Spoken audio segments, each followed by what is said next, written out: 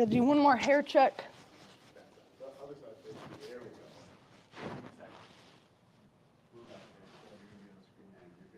And then when I'm turning it off, I just do the same thing. Yeah. Do you think I'll say the same thing? Nope. No, but Same gist. I have a spot on my shirt. I went full-blown just plain white t-shirt today. I was like, this is the way. I love it when like people match too. We're all black. We even have white shoes. Yeah. I love those shoes. All right, ready? Sure. Do I go stand there now? Okay. 9:05. Oh.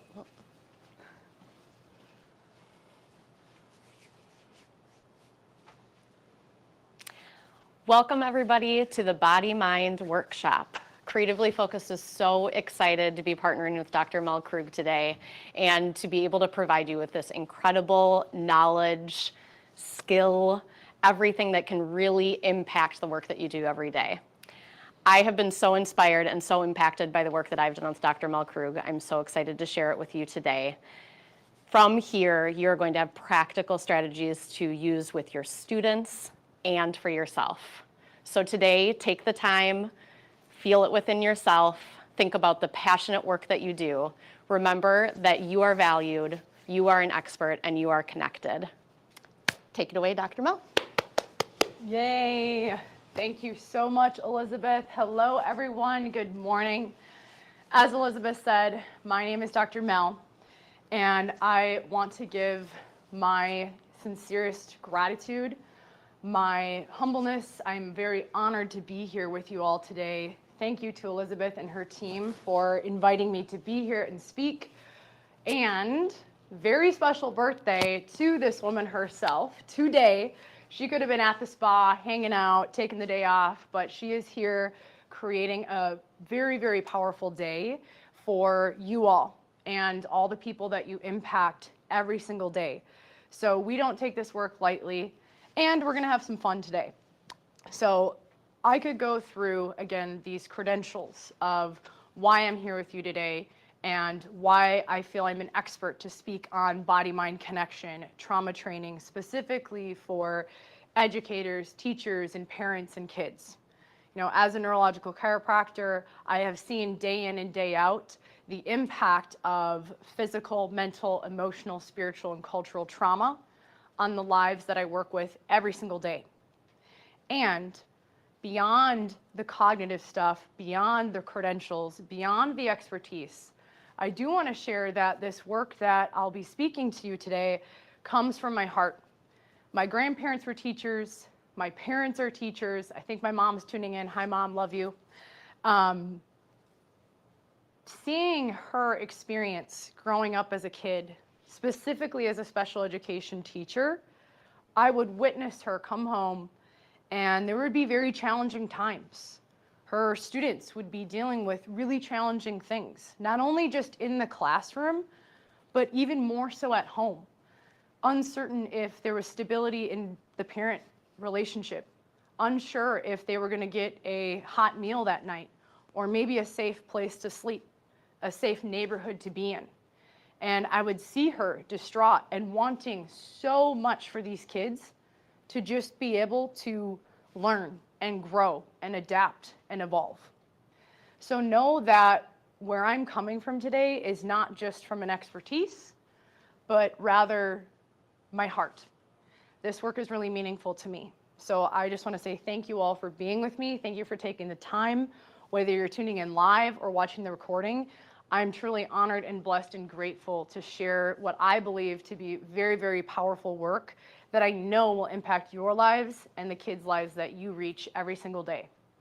So before I get into content and share my intention with you, I think it's really important to actually experience a little bit as far as, you know, the work that I teach, because in order for you to be permeable to what I'm teaching, it's important to be embodied. And this is a little bit for myself too. So I'll ask you all, I can't necessarily see you, but we have a chat here going. So I know you're probably obviously tuning in on a technological device. You might be listening in. And I'm just going to invite you to take a moment to check in with your body. Maybe taking your hands and just placing your hands on your body. And just taking a really nice, big, deep breath. And allow your exhale to be elongated.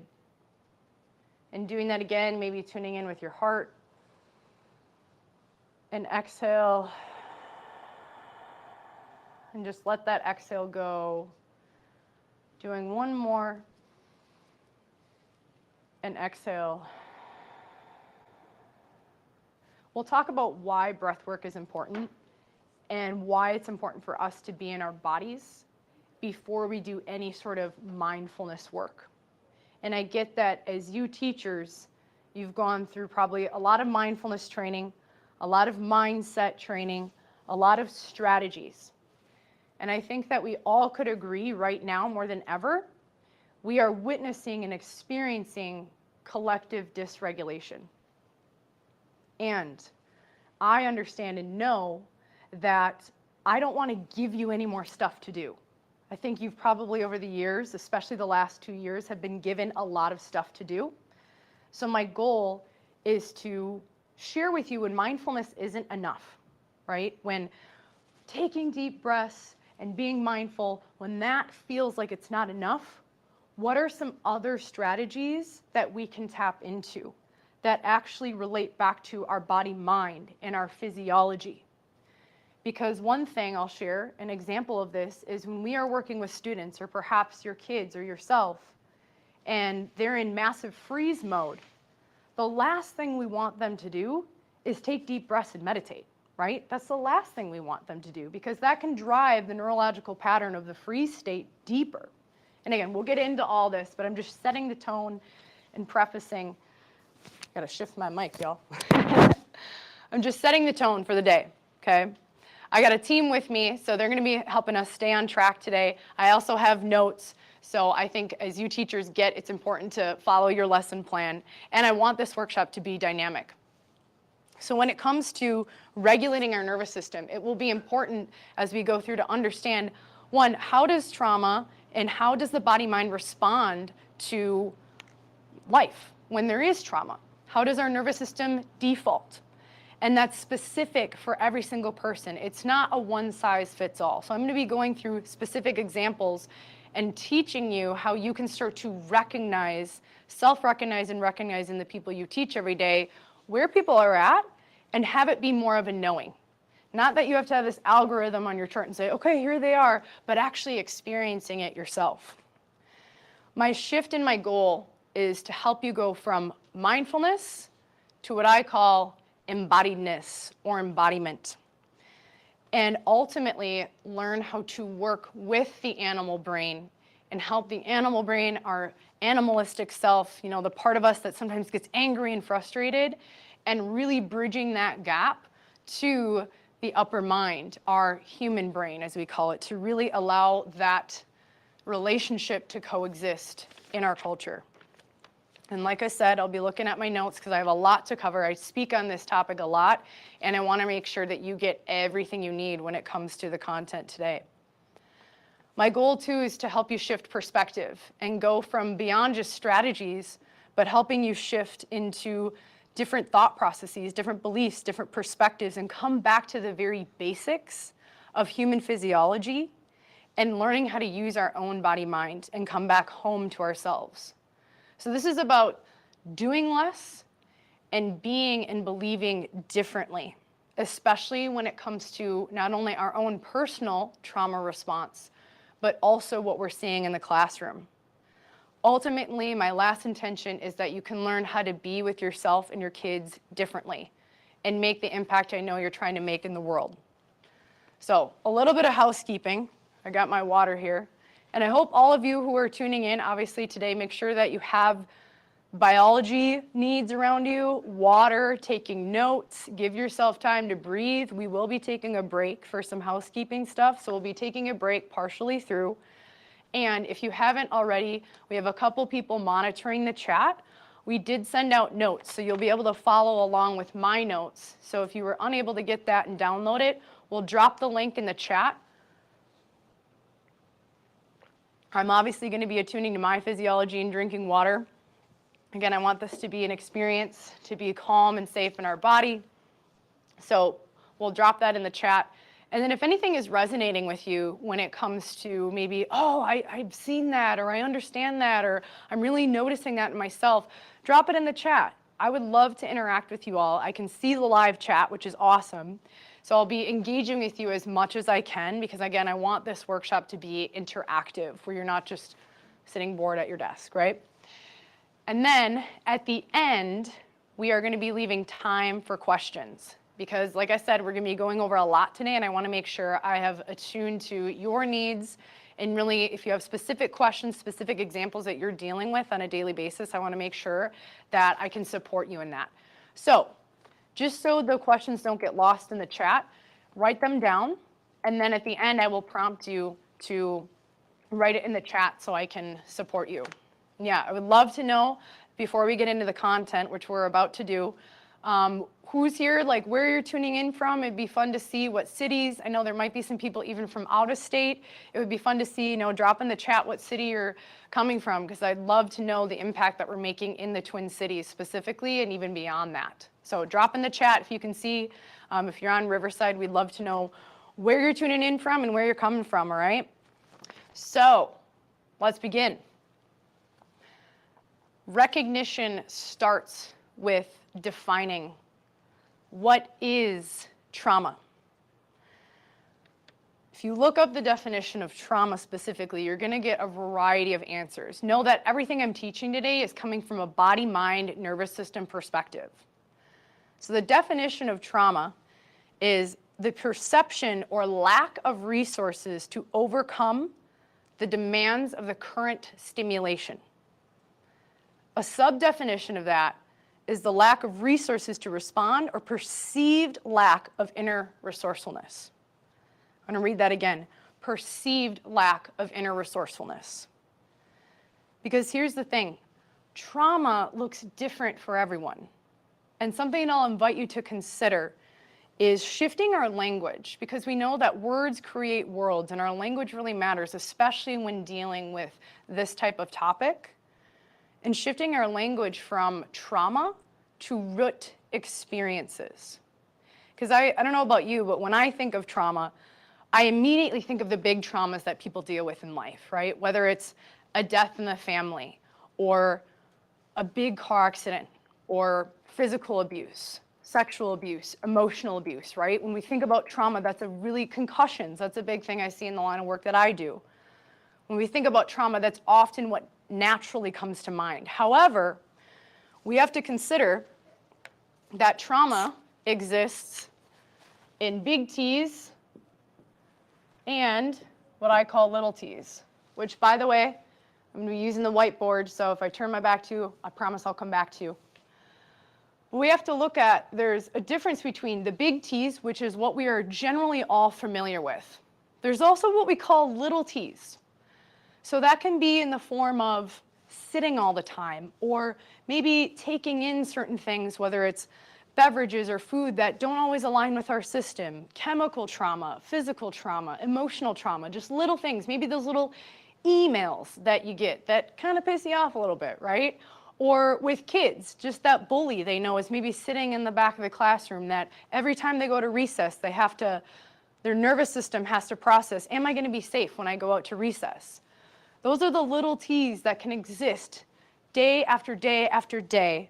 And as they stack up over time, ultimately that can lead to what we call that root experience, where eventually the system, i.e. your nervous system, has dealt with too much, and it defaults and it shuts down. And it goes into what I'll be sharing, these default modes that take us away from our true embodied aligned self. And yes, this happens with kids too. As I'm teaching about these strategies today, I really want you to consider not only for yourself, but think about this for kids too, and watching it through the both lenses at the same time. So when it comes to trauma, a lot of this does relate back to physics. So asking ourselves, what's the intensity? What's the frequency? Is there repetitive trauma day after day after day? This type of stimulation. Is there amplification as far as what that nervous system is dealing with? One thing we'll talk about today too, I'm big into pictures, by the way. I like to draw things so y'all know and can put some pictures to what we're talking about, because sometimes this can feel like a lot. So as we're going through life, right, navigating the daily demands as a kid or as an adult, when those demands of life seem to ramp up, whether it's big T's or little t's, our body has to physiologically shift. And what happens in order to respond is we ramp up, let's say, our heart rate, our breathing, our posture changes, our emotional state changes. And yes, this exists in children as well. And ultimately what happens is when this threshold is reached and our nervous system, based on our own personal experiences, based on our own root experiences, our body basically says, enough is enough, I can't handle anymore, and then we default, which I'll be getting into in just a moment. But just to give you an example and really start to paint the picture of how it is we do life from birth all the way until we transition. So what is trauma? We've gone through defining it. Now we have to ask, when it comes to these root experiences, how does this impact our nervous system? How does this impact our body-mind? What's the cascade here? So if you're taking notes, we're getting into the 3 aspects of the central nervous system. Also, please note, my goal is that you don't have to become a neuroscientist with all this stuff, okay? Don't assume that you have to memorize this. I'm not going to be quizzing you at the end. However, I think it's really important when you can understand your body-mind even better. What you'll notice is this ability to just have a knowingness of how to be with kids and people differently. And at the end, I'm going to be going through different steps that you can take, different strategies, different ways of being in your body that are going to make sense that you can apply on a day-to-day basis. But we got to set the foundation and the groundwork first. So how does this impact our nervous system? What's the cascade? One thing I'll invite us to consider is let us start to see dysregulation, whether it's behavioral outbursts or angry outbursts. Let's start to see that not as the system, and when I say the system, I mean that person's body, mind, their nervous system. Let us start to see that as a sign, not to label it, not to judge it, not to say that it's wrong, which is very easy to do when our own systems aren't regulated, right? But let's start to look at it as far as what's happening here. Why is this system doing what it's doing? How can I be with this system and this person differently? And ultimately, let's start to just see it as there's deflections and there's dysregulation. And seeing those opportunities and those patterns as a gateway into their system. Not labeling them, not judging them, and not seeing them as being broken. I think we can all agree that none of us really want to be seen as broken. None of us really want to be seen as a label. We want to be seen as a whole human being. And I promise you, this goes right back to our physiology, our primitive instincts, and kids want this as well. Sometimes they just want to be seen in their outbursts, okay? So let's continue. So central nervous system. If it's not on your notes, you can draw a triangle. I like to use shapes to teach. I think it brings things together. So how does this impact our nervous system? Well, first we have to understand there's different parts of our nervous system. There's 3 different parts. Many of us have heard of 2, but what I'm finding is that there's a 3rd part that's oftentimes missed. So the first one is our social nervous system. Our social nervous system is the most recent nervous system as far as evolution. This is the most recent one that's been developed over time. And so our social nervous system is just that. It helps control our social well-being, our social interactions, and it's responsible for, especially kids, bonding, contact and communication, afterglow, intimacy, play, that heart-to-heart, face-to-face connectedness and responsiveness, as well as facial recognition and facial expression. So when the other parts of the nervous system, which I'll get into, are online, this one essentially can be in cruise control. It's the way you can think about it. When our body feels safe, we feel as though we can be safe in interactions. Again, when it's our friends, when it's our family, that's the most highest evolved part of the central nervous system. So that's number one. Number two is your sympathetic nervous system. You can think of this part of your central nervous system as the gas pedal. So revving up the engine, so to speak. So this part of our nervous system is responsible for play, for being in flow, our wake-up state, alertness, drive, focus, healthy aggression, assertiveness, climax, yes, I mean sexual, and motivation and determination. So when people say, I'm sympathetically overloaded, or their nervous system is, I'm sympathetically dominant, that's not always a bad thing, because the goal is to have dynamic balance among all three of these parts of us. Which, by the way, central nervous system, brain, spinal cord, branching out to all the nerves to all parts of the cells of the body. So that's number two. Number three, this is in no particular order, is your parasympathetic nervous system. This one you can think of as the brake pedal. Pumping the brakes, slowing it down.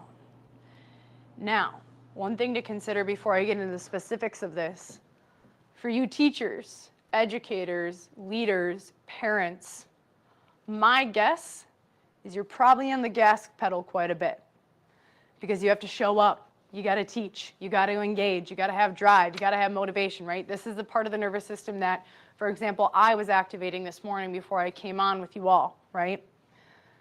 Parasympathetic nervous system, this is sleep. This is winding down at night. This is your rest and digest. So yes, digestion, pooping. We all love when kids poop well, right? You parents know what I'm talking about. We don't like those constipated kids, right? This is dilation, not only just of the eyes, but all body parts. Arousal, libido. So yes, you need healthy balance between the two to have a healthy libido, healthy sex drive, and deeper healing. This is the very part of the nervous system we want to engage when we come out of a trauma response, when we come out of that fight or flight, and the ability to pump the brakes and slow it down, which I know can be so challenging. Trust me, I get it. You teachers and parents doing a lot, feeling like you need to be the parent, you need to be the healer, you need to be the doctor. That's not what I'm here to share. That's not what I expect you to do, but rather just to recognize, okay? Just to recognize for yourself so that we can shift from that doing into more being and embodiment to ultimately make a deeper impact on these kids just because your system is regulated. See y'all commenting in the chat. Share if you're having any takeaways so far. I'd love to see in the chat what you're taking. I know we're just getting started, but even sometimes going through this, people don't even recognize that they have different parts of their body. They have different parts of their brain. They have different parts of their central nervous system. And I'll go through more examples in a moment, but it can be really powerful, like I said, when you start to say, oh, yeah, that's that part of my system. Like, I'm not broken, and I'm not messed up. It's just part of my central nervous system, right? So if you have any takeaways so far, share them in the chat. I'd love to see it. Ultimately, goal is, if I can draw this, dynamic balance among all three. There we go. Now I got it a little bit. It's kind of a messy drawing. But the goal is dynamic balance among all three systems. So I'll make sure you have that written down.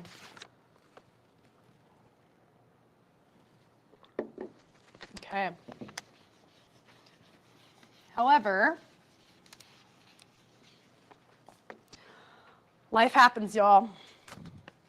Unless we all move to a private island somewhere and we don't have to deal with the pressure and the stressors and the life demands of the planet and the world, especially, again, I know you teachers and educators and parents sometimes feeling like you're in a system that you don't have a lot of control. Unless we move somewhere where all those demands go away, we are going to deal with life. It is inevitable. So again, the goal is not to try to control the world around you, but rather how can we start to shift our inner state and ultimately become more responsive and adaptable, and allowing these root experiences to not take hold, and to ultimately support our kids to not let those root experiences take hold as they grow and as they develop into adolescence and adulthood. When the demands of life become too much, as we talked about, that overrides our resiliency.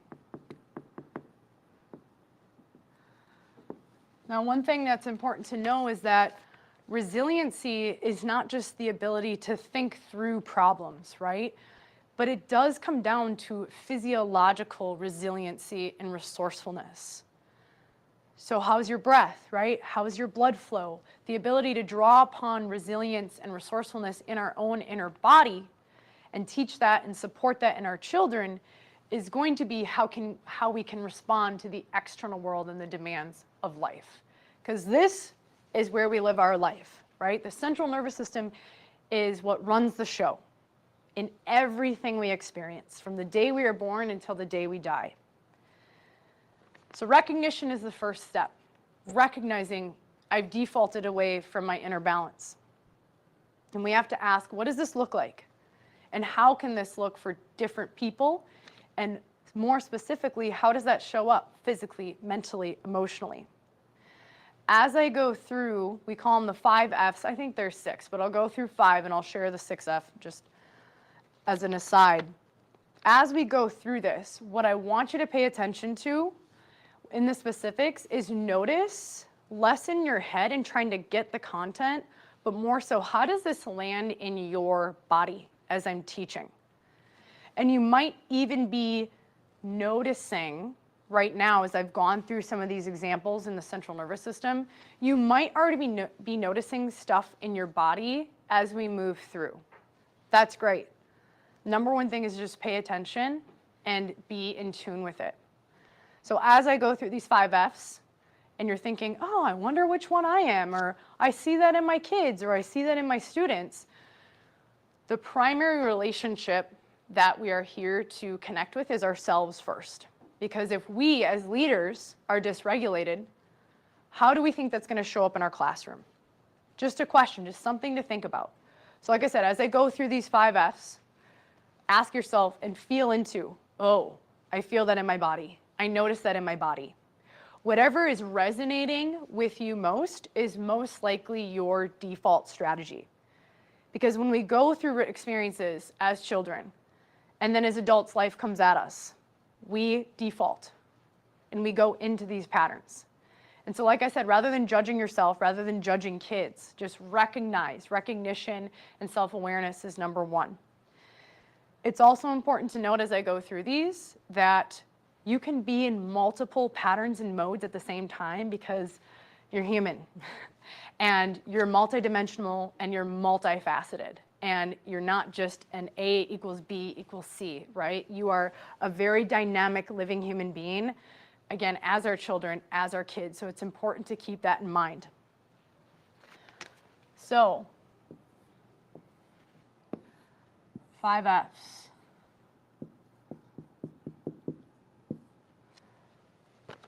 I want to preface sharing this too. Most of the work that I teach comes from neurological chiropractic work, as well as somatic experiencing and a lot of somatic training, especially with trauma. So I'll share at the end some of the resources. If you are a nerd like me and you want to dive deeper, I have a lot of resources that you can tap into. Not that you have to, but it can be really powerful to just understand how human beings are and how we deal with life. The first F, fight. These are in no particular order. However, there generally is a hierarchy as far as how our nervous system responds to what we could call stress. So the first one is fight, which is generally from the sympathetic side, or your gas pedal. So when someone defaults into fight mode, right, you've heard of like, I'm in fight flight, right? Fight looks like irritation, frustration, anger, rage, annihilation. There can be lower neck tension. So a lot of the times we can feel that in our shoulders, like we're gonna fight someone, right? This looks like sympathetic dominance. It can also manifest as high blood pressure, chest tension, because when we're in fight mode, we're engaging that predator posture, as well as sweating, profusely sweating. It can also look like in the body, forward head posture, which technology doesn't always really help with that, but that I'm going to fight you and rip your head off type scenario. It can also manifest as jaw tension, so like a growling or like, oh, I'm just so pissed. When our bodies aren't able to discharge that energy and when we're not able to move that energy, that jaw tension can manifest as more oral stimulation. So it can look like thumb sucking. It can look like craving really quick, simple foods. Again, I'm just sharing this, there's no judgment around this, but just how our bodies can default. And the reason why a lot of people will say, oh, well, all I want to eat is just this type of food, or all my kid wants is this type of food, and we judge them, and then we try to modify their behaviors, which I know you teachers and parents, like that's one of the hardest things to do, is just trying to tell kids what to do, right? But when our bodies are stressed, and when we're in one of these default patterns, and we're in that fight mode, and we feel like we need to fight for our lives, or use this energy to go into fight or flight mode, then of course we need quick energy. Of course we need quick sugars, because our body's going to burn it up and keep staying in that fight or flight mode. The last thing the body cares about is eating a piece of broccoli or an avocado, especially when it's in that fight or flight mode. It wants that quick sugar, and it wants it now because its life is on the line. And again, as I'm going through this, some of it may sound very animalistic. Remember, you have an animal brain. You have an amygdala. You have a mammalian brain. And it's not going away. So the more that we can learn to be with our inner animal and start to regulate it, the more our higher brain of focus and presence and clarity and embodiment can start to come online. So that's the fight. A rule of thumb that I share with people when I teach about this is start to think about, when you think of the fight example, how our brains are defaulting, how our bodies are defaulting. You can think about predatory animals in nature. So that looks like big animals, big cats. What type of posture would they potentially take on, right? Like a lion or a tiger, what type of posture are they taking on when they're in that fight mode or that hunting mode? And we're going to get into body strategies that you can actually apply to start to complete this loop. Because we don't want to hide from that part of ourselves, but rather we want to complete it and come back to inner balance. So that's number one. Number two is flight, or running away. This, for example, we see in prey animals or flight birds, right? If those types of animals feel threatened, they're going to run away. They're going to get away, and once they know that that threat is gone, they come back into regulation. Before I continue with the 5Fs, one thing that's important to note is when we look at the animal kingdom, animals don't necessarily wild animals don't necessarily deal with trauma because they have these ways of regulating their system to basically come out of that charged experience, right? That heightened experience we drew out, and know I'm safe and I can move on. As human beings, we have a social nervous system. We have a prefrontal cortex. We have a different state of consciousness. And so we will create these stories in our head that tell us in the background, there's still something to worry about. I haven't answered that email. Or, oh, I wonder if that bully is going to show up at, recess for the third day in a row, right? We have these patterns that occur. And so we get very in our head, very in our mind, and less in our body. So again, I teach from a perspective of all parts of the brain. because we have the animal brain, we have the mammalian brain. So flight, what this can look like in our central nervous system is worry, anxiousness, fear, can look like terror on the extreme side. Also very jittery, right? Sometimes we see that with kiddos when, or even adults when we've been sitting for too long, we're just like, I just gotta move, I just gotta move. Cannot stop moving, that's something we see, like I just mentioned. Shallow breathing. So think about this type of breathing when you watch rabbits or squirrels or rodents. Very high breathing. Like I just got to run away, I just got to get away. It can also look like restless legs. So constantly bouncing, constantly moving. Tight hamstrings. So again, the running, feeling like I need to run, I need to get away. That wired tired, which I know many of us have probably felt in the last few years. Like I feel so on, but I'm just exhausted. That's a flight response. Active avoidance and sympathetic dominance. So that's the flight response. And again, start to notice this. Where do you see yourself in this? Where do you start to see this in your children? And I do want to ask, right now, just taking a pause, if there's any comments or what you're taking away from these first couple Fs, if there's any questions, we just want to make sure as we get into the details that we're honoring that for you all. So go ahead and drop in the chat what questions you have, what takeaways you're gaining so far, what comments. Also, if you're in fight mode, maybe you're like, I'm going to fight this Dr. Mel, this isn't cool. I'm just kidding. Give a moment to drop in the chat. And if you're in it, that's awesome. I'm also seeing we got people from all over Waconia. We're in the Mendota Heights here office, in Bloomington. I know we got people in Minneapolis. That's awesome, from all over. Okay. Just give yourself a moment to drop anything in the chat. Amelie, hi Amelie. I can see a lot of these in my kids, specifically in recess time, yes. So one thing that's really interesting in our educational system, and again, this isn't right or wrong or good or bad, but I know you teachers are in that system or your parents, you see your kids in this system. We go from being maybe isolated at our desk sometimes, it depends on the type of school district, but if we're not maybe in a circle or connecting with our friends, we're sitting at our desk and we're very isolated, we're very sagittally focused. And then all of a sudden we're at recess. And it's like, whoa, what's going on, right? Something I like to do is imagine though is I'm back in elementary school and I had bullies growing up. I got snowballs thrown at me. Like I was the bigger kid. I got bullied a lot. And I remember going out and always wondering, is that kid, Jordan, gonna come bully me?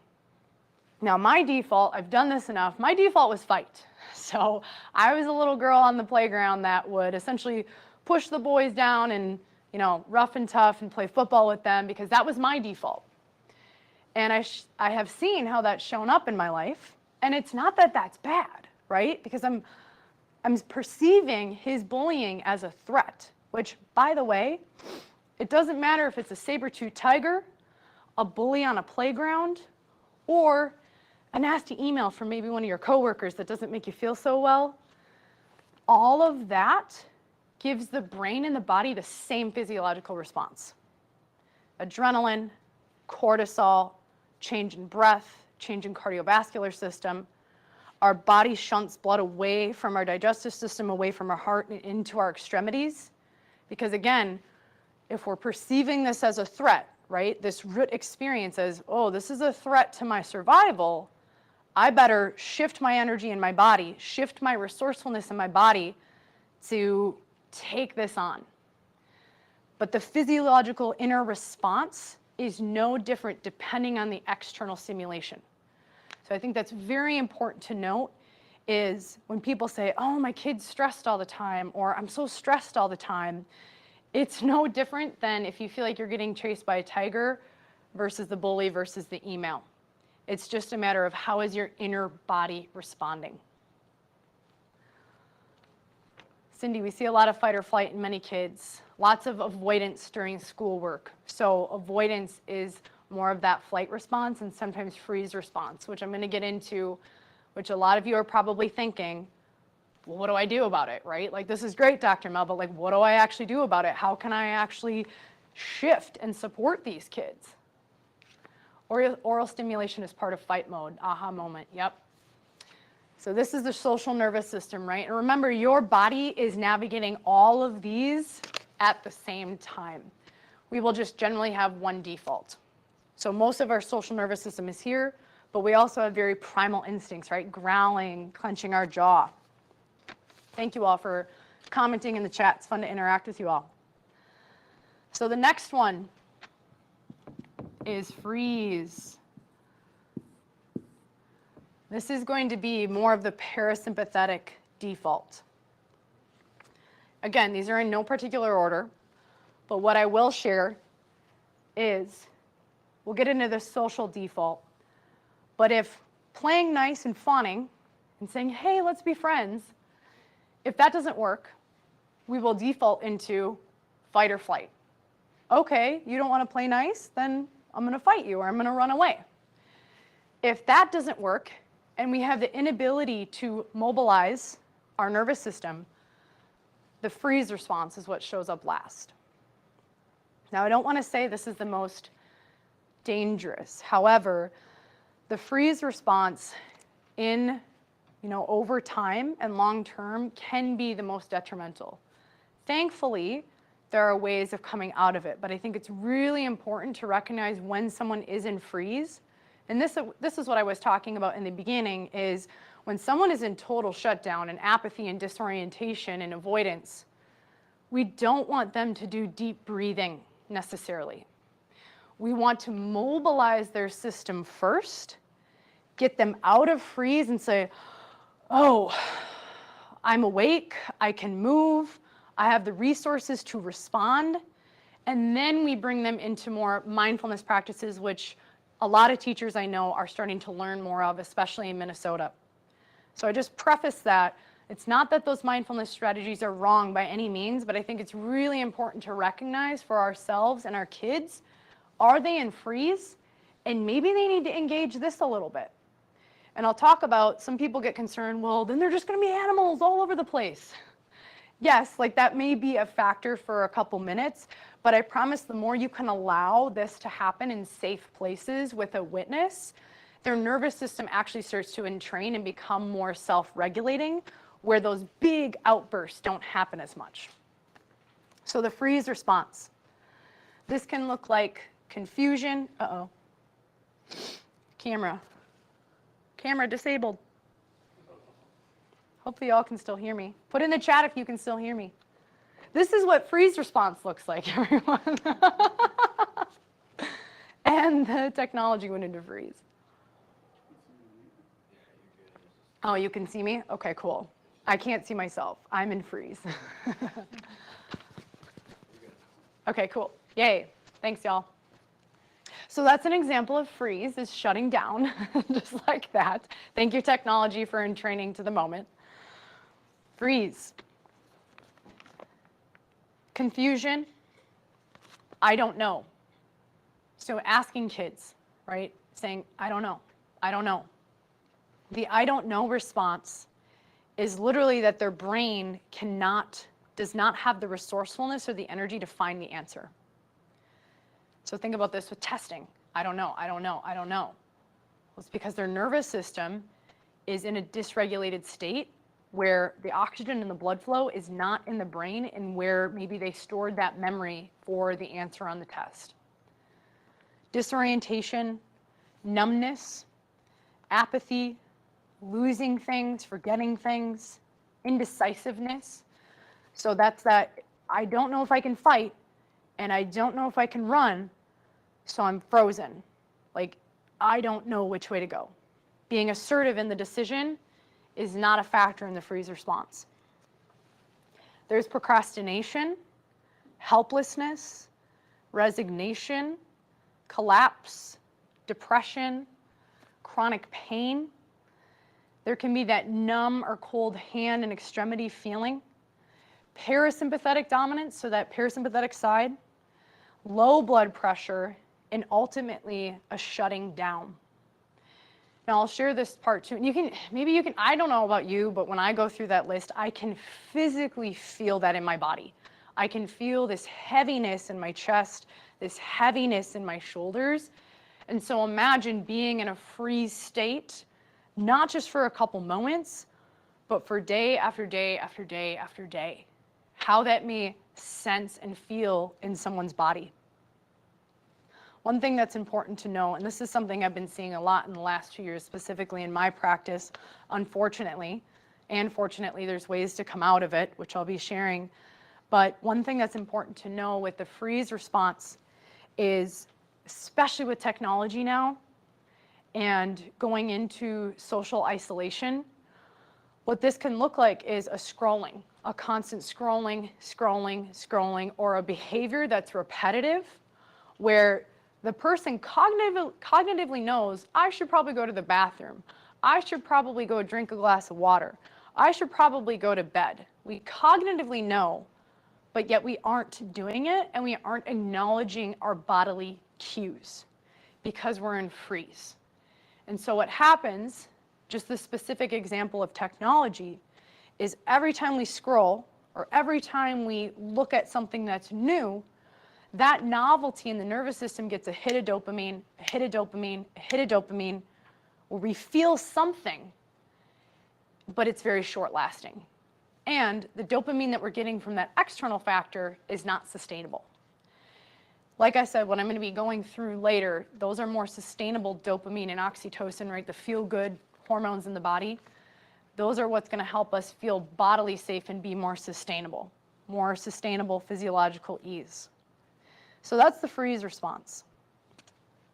Next one is fawning. And it's exactly how it sounds. This is part of your social nervous system default. Now, the next two are newer in the research of trauma dysregulation and body-mind connection. Fawning is that niceness or appeasing, people-pleasing, acquiesce, which essentially means you accept something that you know doesn't align with you, but you refuse to protest or fight back. And I think we're seeing that too with you teachers and educators. There's probably a lot of stuff that you've put up with that you're angry. And sometimes we need to take a stand on something and take a stand for something different in the world. This can look like, the fawning can look like hyper-socialization. So talking and talking and talking all the time. Also subordination to higher authorities, and that your facial cues don't match your inner experience, as well as social dominance. So feeling like you need to control the conversation to win someone over and people please. And I think the people pleasing in this one is a big thing that I know hits home for a lot of the adults and leaders that I work with. You know, playing nice, even though on the inside your body's like, no, this doesn't align with me, right? So that's the fawning response. The last one is fitting in. Yes, I have doctor's handwriting sometimes. Fitting in. So this is also the social nervous system, a little bit different than fawning. And yes, fawning literally means like a fawn, like a little deer. Like, please don't eat me. Like, I'm cute, please don't eat me, right? So fitting in is loneliness, isolation, imposter syndrome. So becoming something that you're not. Camouflaging, showing less of yourself, blending in with the crowd, and becoming like a chameleon. So if we think of chameleons, they are the experts at fitting in and sneaking through life so that they don't get eaten by a predator, right? They change their shape. Overall, like we mentioned, and I know some of you have mentioned in the chat, but as we've gone through all five, specifically the social nervous system, I'd love to know which ones you feel like are resonating with you the most and which ones you're potentially seeing in your students, depending on, of course, what age you're teaching. So I know we have teachers that are all over when it comes to the age range, from elementary to high school. A lot of the times you're going to see, of course, more of this side, so the fight or flight freeze in younger children, because their social nervous system is obviously less developed, right? They've been in the world a little bit shorter amount of time. The fawning and fitting in really kicks in at puberty because we want to be liked by our peers, and we're discovering that, it serves my well-being and it serves my survival to have people around me that I trust, right? And so sometimes, as a teenager specifically, we will do things that don't necessarily align with our well-being. And I don't know if I can see the questions, Mark. I'm just seeing if someone wants to click over to the chat. I see a question in there. Amelie.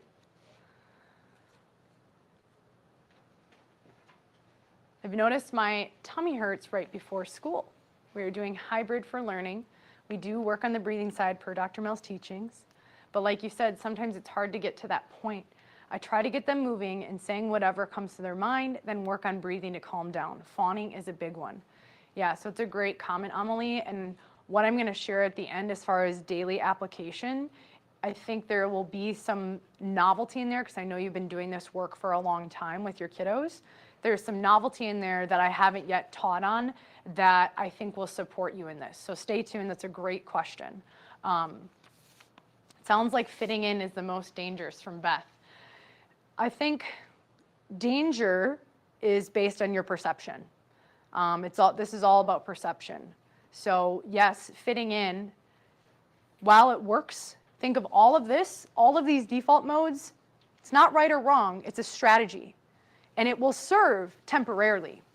So what Beth is saying is sometimes, yes, we need to maybe fit into something, especially when we're new into a crowd, or maybe kids are new to a team, and they're just trying to like figure it out, right? I remember as an athlete going to practices that I was new, I'd be like, all right, well, they're kind of doing this, so I guess I'll do that and see what happens just to fit in with the crowd and with the group, with the collective. And once you start to entrain and get your individual rhythm in a collective, it is really important to then start to discover, are these patterns that I'm taking on, are they aligned with me and who I am as an individual, or am I just doing what everyone else is doing? And this is the dynamic balance as being a human being. We have a prefrontal cortex, so we can have very conscious thought about that. I don't think the lions or the tigers are really thinking about that. So it's not that it's the most dangerous, but it can be, any of these can be detrimental long term if we stay in that state for a very long time. So just think about it as the goal is to like recognize and then come back, and then recognize and then come back, and then recognize and then come back, okay? But yeah, the social nervous system development and understanding that this is actually a trauma response is really interesting and still very new to the research of body-mind connection and trauma integration. So thanks for that comment, Beth. And then Cindy, that's my mom. High school kids in freeze mode, yes, 100%. So we're gonna talk about how to come out of that. Now that we've gone through all of this, I do wanna give us a little bio break. So listen to your body. We're gonna take about, let's see.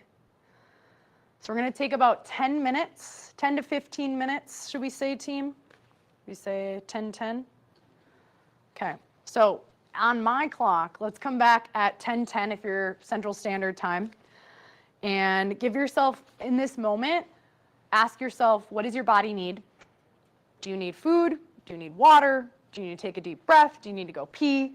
Listen to your bodily cues. Okay, do you need to have a dance party with your children? Like if you're at home with your kids today, listen to your body, and we'll see you all back in 15 or 14 minutes at 10:10. So I'll see you there.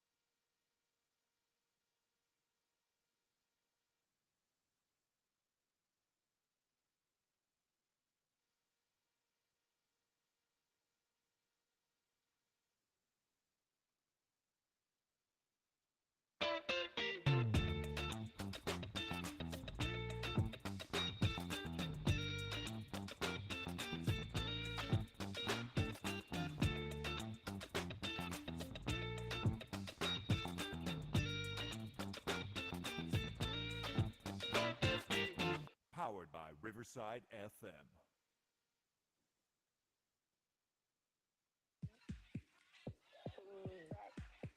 Audio Jungle.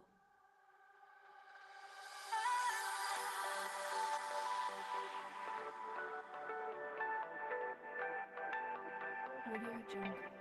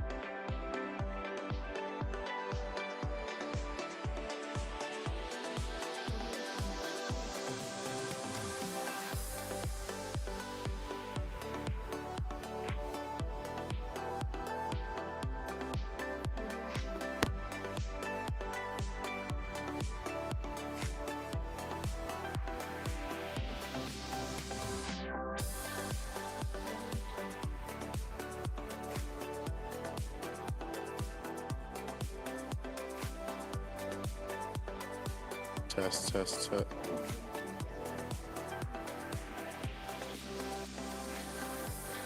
Test, test.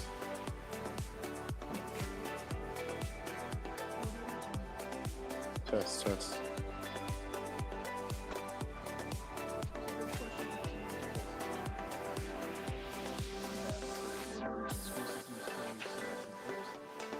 Come back. Sorry, y'all.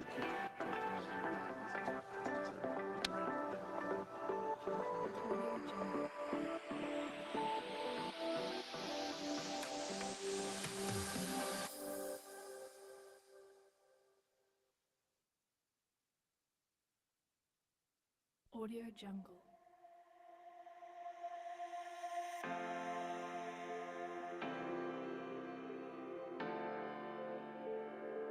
Audio Jungle.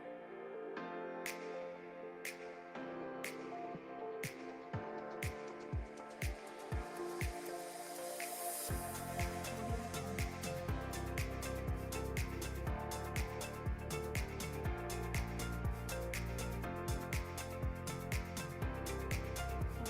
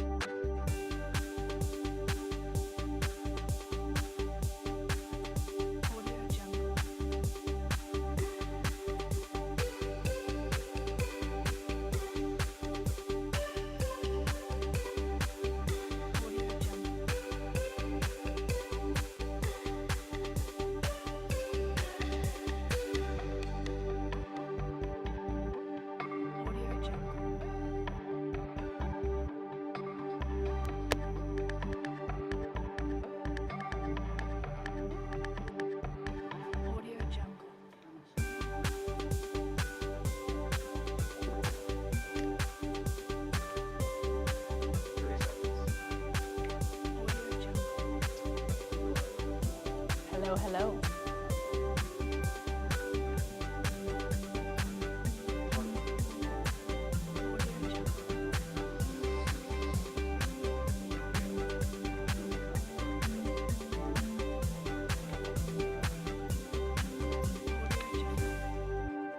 All right, everyone, welcome back. Got some great comments in the chat. Now, Desi, I think I'm saying your name, from Todd County School District. Yes, the questions at the end will be included in the recording, 100%. And Beth mentioned something really, really important, really, really great question, comment when it comes to learning about more of this way of being and understanding that kids are like little animals sometimes, and as are we. And her comment is, will the student know and start to question one way of being in a classroom versus when they start to tap into more of these bodily instincts? And you as a teacher and an educator and a leader, if you choose or really give yourself that allowance to start to tap into this yourself, the simple answer to that is yes. They will start to say, and instinctually connect, wait a second, in this setting, I was very still and I was very stagnant. And over here, because we have to remember, people's nervous systems and bodies, especially kids, because they haven't been on the planet as long, they are so intelligent. And they will start to recognize, when I'm in this setting, this is what I notice in my body. And when I'm in this setting, this is what I notice in my body-mind. And so yes, what often can start to happen is when they're working in one setting and they shift to another and they recognize this bodily physiological difference. Remember, majority of the real estate in our brain is programmed for survival. I know in the world there's a lot of like abundance and thriving and like all is well. That's like 20% of the brain. That's the prefrontal cortex, that's the cortex, which I know at a younger age, that part of the brain exists, it just isn't as programmed. The wiring hasn't been laid down. So with kids, when we can help their brain and reptilian and body mind, that's what we call it, body mind, when their body, their physiology starts to feel recognized and heard and seen, the simple answer to that, Beth, is yes, they will start to question. And the questioning may not be from like a cognitive, like, why, teacher, are you doing this? It might be, but it might actually be more of a knowing, more of a body physiological knowing where they can self-recognize, hey, in this setting, I have the ability to maybe move and shift and unwind some of that energy, and that actually feels better and safer in my body. And I will address a lot of what I know you all are thinking at the end when it comes to like, yeah, but how this, why this? I will address that, I promise. I want you to know too, I've witnessed teachers and I've been with teachers and I've worked with teachers, and I get that there can sometimes be a turbulence when you add a change or the way you're doing things in the system. There can be some turbulence in this. And for the longevity of their body and for their nervous system, it is going to serve. That's why when I, throughout this program and workshop, I've said, it starts with you first. It starts with learning how to regulate your body, mind, your nervous system, because through biological entrainment, which literally what that means is our bodies will sync up. Our nervous systems will actually sync up and entrain and adapt to the most efficient nervous system in the room or in the collective. This is the same thing we see in nature as far as when women sync up on their cycles, when schools of fish move together or flocks of birds move together, they're moving with the most coherent rhythm and with the most coherent and efficient system in the collective. So that's why I say there's getting out of our heads as leaders and more into our physiology can actually start to help shift the collective that you're impacting around you with a lot less effort, a lot less doing. So I'm going to address again at the end, I know there's a fear of, well, if I let them be animals, is that going to be just the everyday thing? And I understand that, I get that, and I'm going to address that and share with you how allowing and seeing that part of ourselves And that part that exists in children, when we can see it and be with it and lean into it and work with it, that allows that feedback loop to become more complete. I'm not saying it's going to complete in that moment, and I'm not expecting you to be a therapist.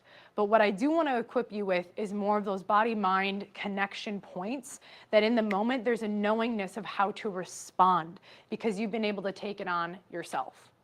So as much as we're teaching and talking about how to serve your kids, a lot of this is for you too, because you navigate a lot of lives, you navigate a lot of nervous systems every day, and you have a lot on your plate. So my goal is that you can take some of this for yourself on a daily basis and regulate maybe some of the default patterns that you've experienced as a kid in the school system and be that leader in shifting it in the system that you're in. So that's a really great comment, Beth. I just wanted to address that right away. All right. I'm going to take a moment as we started. Just if you're at your computer or however you're tuning in, just maybe give yourself a little bit of body connection and just allowing your body to move organically, however feels good. Maybe just stretching your body, rolling out your wrists, maybe shaking your legs off. Yeah, get some of my team here doing it too, right? We're going to be going into some of these strategies, but just any stretching, moving. Think about too, if any of you are pet owners, what's the first thing like your animals do when they wake up, right? They stretch, they yawn, they activate those different parts of their body. And as we move our body, different parts of our brain kick in as well. So just giving yourself that opportunity. One little shake off. Moving it, so there's less sitting, right? We sit a lot in our culture, so it's important to give yourself what I call those bio breaks, biology breaks, and attune to your physiology so your mind can stay online and engaged, okay? So what does this look like? Now what? You've gone through the defaults. You've gone through what does it look like when a nervous system shifts. By the way, the last F, I didn't include it in here, but it's actually part of a stress response, is fornication, which means the ability to pass on your DNA, i.e. sexual intercourse. That is a 6F. If that interests you, great. But I know that's not part of the primary 5Fs, but that is a true 6F. So for your nerds out there who want the complete picture, the 6F is fornication. And we see that in nature. When an animal feels like its species is threatened, it's going to do everything it can to pass on its biology. So I don't say that lightly. That is a real biological phenomenon, but we won't get into that one. Maybe that'll be a different course. So day-to-day application. How do we shift from dysregulation to a balanced and coherent nervous system and body-mind? I want to read you the definition of coherence. Coherence is the quality of forming a unified whole. We must ask ourselves then, what is wholeness? Wholeness or balance is embracing all parts, all sides, all experiences, and all patterns. And as I tell a lot of my clients, not just the butterflies and rainbows. I get it can be easy to just want to feel good all the time. But feeling good and being disassociated from reality is very different than feeling safe and embodied. When we are embodied and our nervous system is balanced and coherent, we have the ability to be with the waves of life.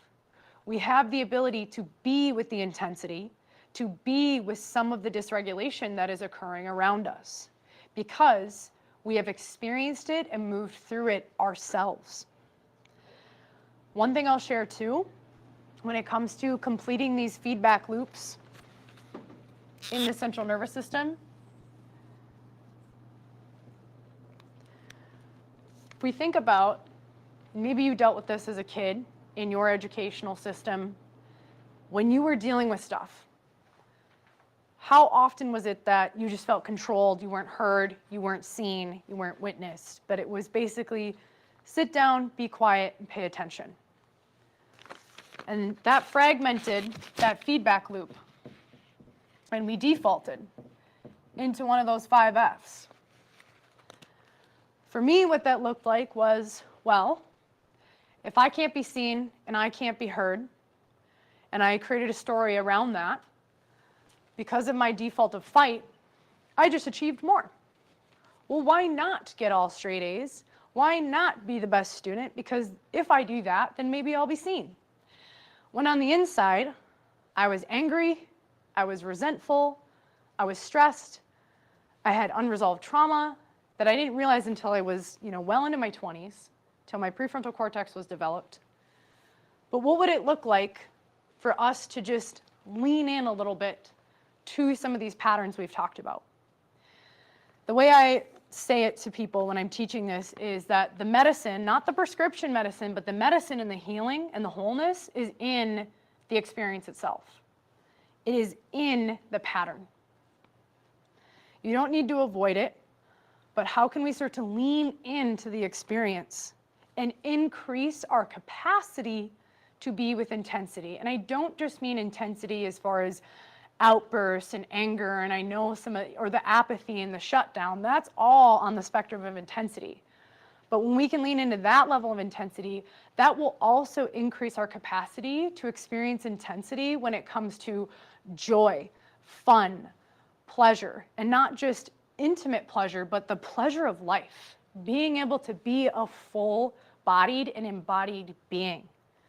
So the more we can learn to be with that intensity a little bit in the pattern, let the loop in the body complete itself, then we have more bandwidth for life. And ultimately teaching that to our kids. They have a knowingness. Kids are very intelligent. Babies are very intelligent. They know, again, because they are more closer to their origin of birth and the birth experience, and they haven't been on the planet as long to have their brain necessarily, programmed or influenced by experiences of life. So kids know this. They know it intuitively. So again, my goal is to help you all lean into the intensity, to help complete that feedback loop so we can be more balanced internally as well as how we show up in our external world and start to shift some of these strong polarities that we're seeing in these outbursts, and ultimately, I know some of the massive dysregulation that we're seeing in our culture. The number one word that I use for all of what I just said is adaptability. Life is about adapting and learning how to ride the waves rather than avoid the waves. So going into this, back to our chart, going through life, a root experience happens. We don't have the ability, or rather the safety net of being perceived, being witnessed to complete it. So our system rides that edge, whether it's fight, flight, fawn, freeze. Eventually, the system shuts down. So maybe, for example, it looks like freeze, apathy, anger. Maybe this is rage, right? So naturally, our system will try to self-regulate, but it will almost swing the opposite way to try to balance itself out. So the goal is, how do we allow this to complete, be seen, be heard, and come back here?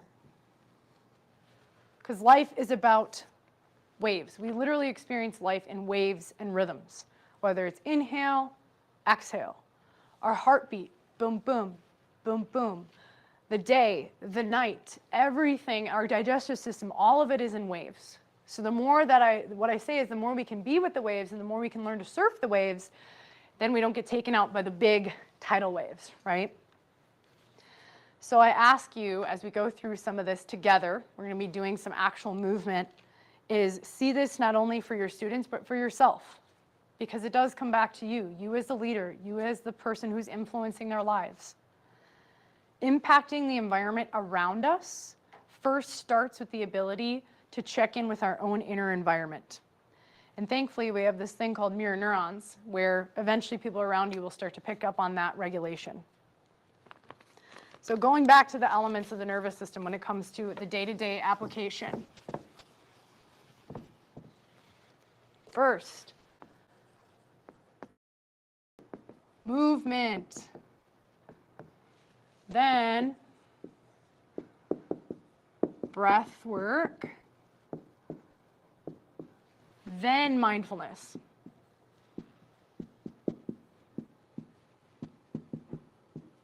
Because let's be real, you as teachers, your minds are full already, right?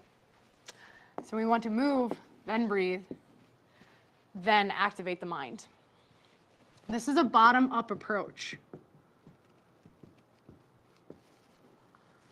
What I mean by that is body, lower brain centers first.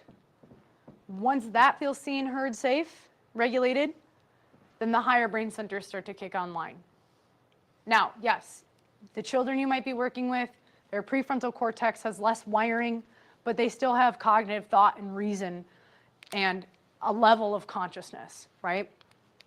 So most of us, at least what I've seen, not just in schools, but other forms of working with kids and people, is we skip the mobilization part.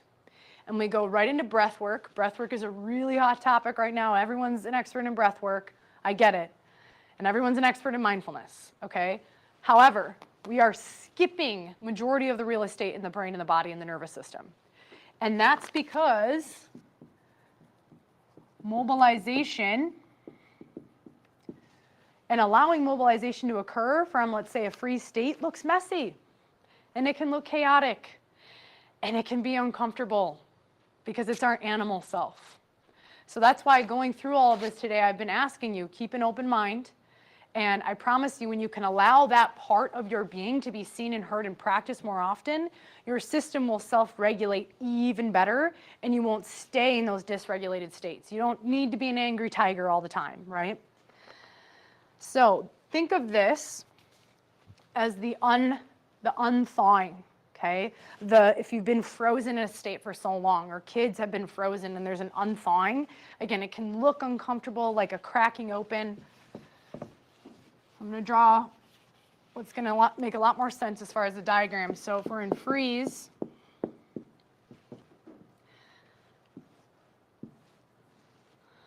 through the movement and the mobilization, well, you can see that. Through the mobilization strategies we're going to walk through, that freeze state, we might activate the fight or the flight. Now, if you go back to your diagram, the fight can look like anger. The fight can look like irritation and frustration, right? Like, wow, I've been in freeze for so long and I'm so pissed, right? That is normal. That is very, very normal, okay? And we don't want to necessarily shut that down. We also don't want it deflecting when it comes to projecting it onto other things and people, okay? So we need to learn to be with that part of the system. Making sure that our sound is coming through for y'all. Microphone check. Angry at the microphone, just kidding. So, you see where I'm at. Okay.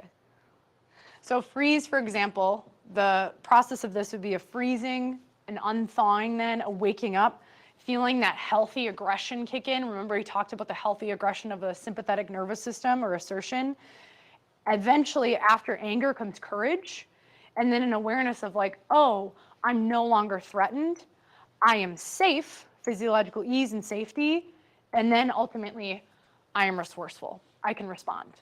Now, I'm not saying you go through this once and it's all good. This could take time, again, depending on what experiences have happened as a kid, as a child. Sound is very clear. Awesome, y'all. Okay.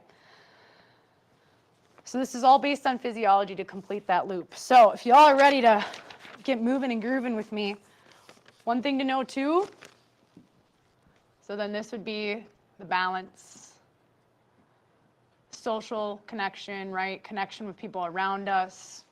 Not fawning and fitting in and people pleasing, but actual social coherence. You can be embodied who you are as well as engage with your heart, with your face, Nicole says it's a little fuzzy again. How about this? I can sing for y'all. Keep letting us know. That's actually really helpful. Our technology needs an adjustment. We'll keep speaking. Keep going. So, when it comes to a social default, for example, if you're noticing maybe someone is in that social pattern, they really do need to be seen and heard and witnessed. And then once you feel like they've been seen and heard and witnessed and acknowledged, like, hey, I see you, I hear you, and really eye contact. If you're noticing they're more the fawning, like, I got you, I see you. Now we're going to move into more of the movement. So mobilization. This would be, you can enter right into mobilization if you're noticing more of a freeze or a fight or flight response. As I go through these, there isn't necessarily like, you have to do this when this. It's not a very like A equals B equals C algorithm. It is very dynamic. However, there are certain things that I'm going to be going through that, for example, if someone's in freeze state, there's something we'd want to do first before we have them do the other thing. So I'll make sure I note that as I'm going through this.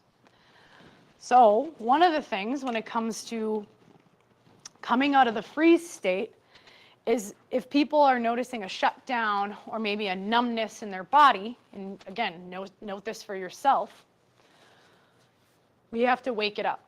So when someone's in freeze, sometimes like going on a run or doing jujitsu or boxing isn't the primary strategy we want to use, but if they're in deep freeze, we just want to wake it up. So I invite you all, if you want to do some of this with me, it can be nice to move your body. So what I'm doing right now is heel tapping. And this is going to help with some groundedness and some earthing.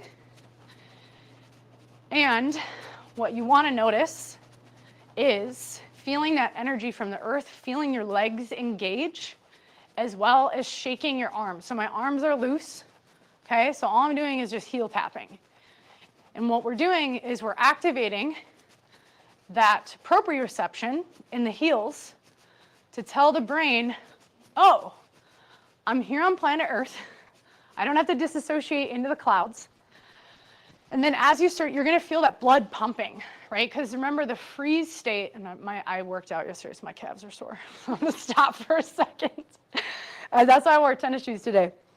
One thing you want to note is when someone is in a freeze state, what happens is all of their blood flow is, so fight or flight, the blood flow goes to the extremities, and we'll talk about that.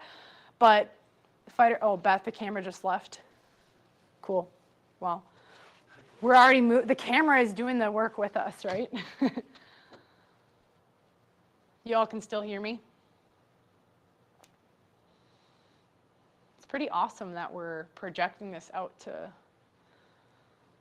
the city, the Twin Cities. Right. Cool. I'm going to switch to the chat, Mark. Sweet. Let us know in the chat if you can see here. Yay. Yay, Libby. Again, I can't see you all, but do this with me. It's going to feel good in your body, I promise. So in fight or flight, the oxygen and the blood flow has moved from your core, so your vital organs and glands, to the muscles of your extremities. Which is why, if you're in that fight or flight state for a long time, you can start to get shoulder pain, hip pain, neck pain, foot pain, wrist pain, because your body is literally in fight or flight, and less resourcefulness. And when I say resourcefulness, I mean oxygen, blood flow, nutrients. Your brain is always doing the best it can to adapt to the moment. And so if it's still perceiving in the background that you're running from a saber-toothed tiger or running from Johnny on the playground, then it's going to keep that energy in those fight or flight states, right? So in fight or flight, the energy has gone from the core to the extremities, sometimes to the jaw, like if I'm going to fight you, right? I was a rugby player for 10 years, so if I'm going into rugby mode, this is what's happening. That's my default, right? So what's happening in freeze is we've been in fight or flight for so long, and it's no longer adaptable, it's no longer easeful, not necessarily easeful, but the system can't keep up essentially. So then it starts to shut down and the blood flow goes way back deep into the core, but it's almost to other organs and glands and even your extremities. So that's where you can start to see again, numbing, like I always have cold toes or I always have cold hands. It's not that you're a cold person, it's just there are probably parts of you that are still in freeze, okay? Now, you might not see the freeze state, like I said, as much in young kids. You might see it more now in the last 2 years. That's just the unfortunate truth. But you might start to see this more in adolescent and teenage years because their system has been, again, like I said, on the planet for much longer, okay? So if you recognize the freeze state, just some simple jumping, bouncing.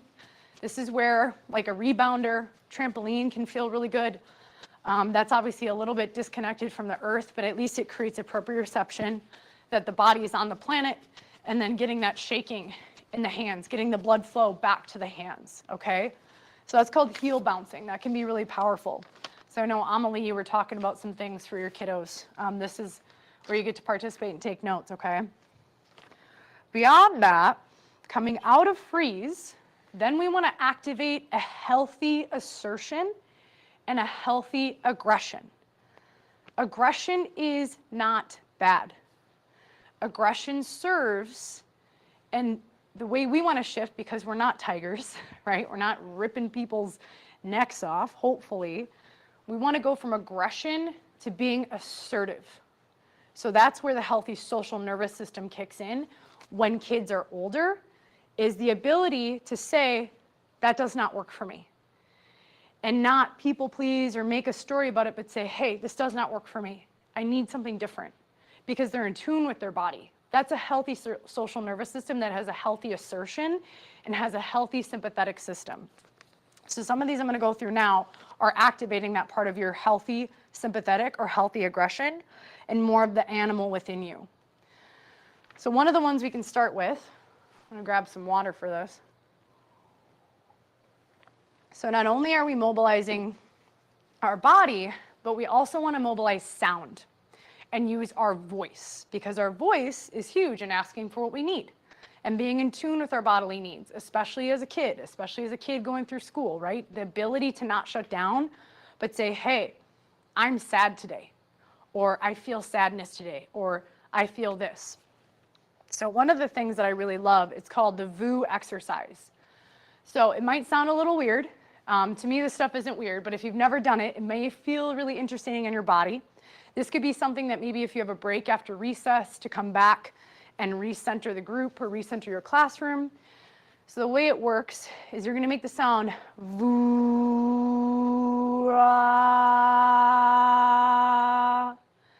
And so when you do that, what you're doing is you're creating a vibration in your jaw and in your throat.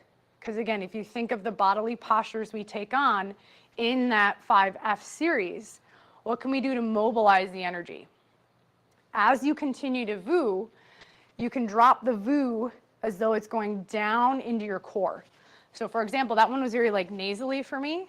If we do it again, and again, practice at home.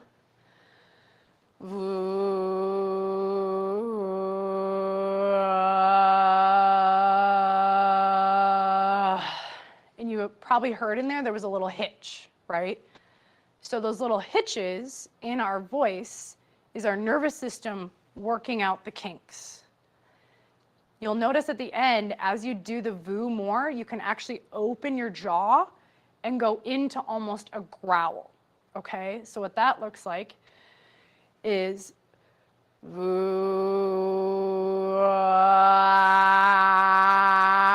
And so I'm opening my mouth, I'm mobilizing my face to almost show my fangs, okay? Like, right, like a snake or like a tiger.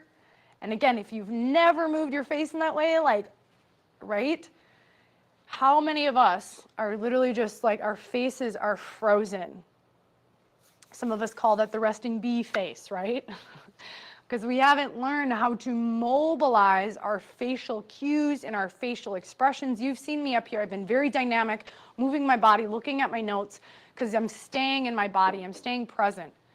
So doing that VU exercise again, if we amplify it a little bit and we increase the intensity into more of a growl, and again, just notice how this lands for your body. If you're like, this is weird, just notice that, okay? And if you're like, yeah, this is awesome, I want to growl, like get on the ground and growl, that's great. So what this looks like at the end, if I'm going to increase the intensity,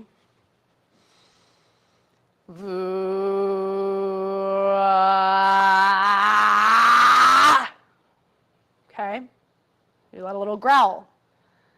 And if you're doing it at home with me, I wish I could see you, just notice like that little notice what happens to your physiology. Just notice. That's all you need to do. A lot of this work is tapping in and then noticing, tapping in and then noticing. Completing the loop of intensity and then noticing. Completing the loop of intensity and then noticing. That's why in the shower when I wake up, sometimes I'll move my body, I'll make sound. When we make sound, it activates the animal or the emotional brain. And we see this with kids, right? When kids are regulated, they turn into animals, they turn into dinosaurs, like they're in it, right? They know. That's primitive. And the more that we can practice this with kids, even if it's just for 2 minutes, like, all right, we're gonna voo and growl, let their systems complete itself, and then allow yourself to be like, all right, notice what you notice in your body. When I did that growl at the end, I felt this release of energy from my heart and energy more into my hands. And I have a lot more clarity. Because we have to remember, sound moves through form, and when you create sound, it actually vibrates the tissues in your body. So if you notice there's an area of your body that has maybe tension, maybe pain, maybe discomfort, and I'm speaking for you as adults, for yourself, because I get when you're working in a classroom or working at a desk, like you have stuff in your body. Maybe just inviting you to connect with it. And the way I teach my clients is like, imagine taking your shoulder, for example, and putting it in a chair next to you. What would your shoulder say? What sound would it make? This is called pain integration, but what sound would it express to you? Is it a scream? Is it a growl? Is it just moving that, right? And this is, again, so primitive and so intuitive. And then eventually, as Beth was saying earlier, we are conditioning people into different classroom settings that maybe aren't allowing for this. So I'm not saying you're going to go change the whole educational system. However, I know that many of you are up to that in the world, which is awesome, creating spaces like this for the world. But what if you could simply tap into this for yourself and for your kids, maybe 2 minutes a day, right? What would that look like? Just 2 minutes a day. And I get the fear, and I'll talk about this at the end, that the fear would be, well, then they're just going to stay wild and crazy. What would it be like to lean into the wild and crazy just for a hair longer?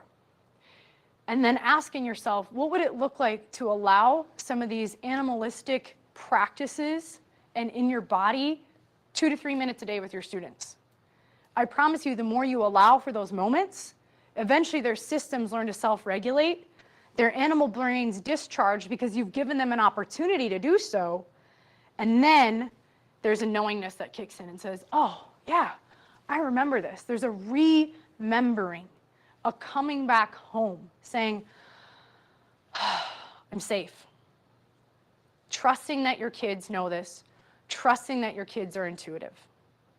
So those are just the first two, y'all. Got more to come. So the booing, the growling. Now, if you want to take it a step further, depending on the age group that you're with and depending on how much time you have, or maybe there's moments at recess where you get to lead this. And I definitely recommend that you do this with your kids because they're looking up to you, right? If we think of things as the animal kingdom, they're looking up to the elders. They're looking up to the alpha people, right? You can take this a step further and take the growling. I'm not going to do it unless we can shift the cameras. But actually getting down on, I guess we can, getting down on all fours. And again, I know like if you're working with middle schoolers and high schoolers, they may feel like this is weird, like they got the social nervous system that's kicked in. I'll give you some other strategies that can bridge the gap, right? But actually crawling on the ground and feeling your hands and feet on the ground, again, will activate more of that animal brain and help you tap in and complete that animal discharge loop. This is also very primitive because when we think about babies crawling, they're tummy down, When we are tummy down on the planet and on the earth, we feel safe. When there's pressure on the front line of our body, which is where a lot of our social and parasympathetic nervous system exists, we feel safe. So maybe you have a little game that says, okay, we're going to take on like whatever is your favorite big cat. How can we take that on and just like, tap into that for just a couple minutes, okay? And I know that sounds super weird, and I know it sounds super counterintuitive to what you're used to, but the goal with this is tapping into that animal emotional brain to let it be seen and heard, to then let those other brain centers kick in. So it's not that you need to crawl around your classroom for 20 minutes, however, you're more than welcome to, but just making it fun, doing it with them, saying, what would a big cat say, or what would a elephant do, or what would these big animals do, and how can we just move their body? Because again, as we move and discharge that energy in the body, they're going to feel safer. They're going to feel that breath kick in. So when we do this, and maybe if you're doing it with me, you're noticing your breath pattern is changing. When we mobilize, that changes our accessibility to oxygen, and so we start to breathe differently. We're getting the breath and the oxygen from the extremities to move it into different parts of the brain where it's like, oh.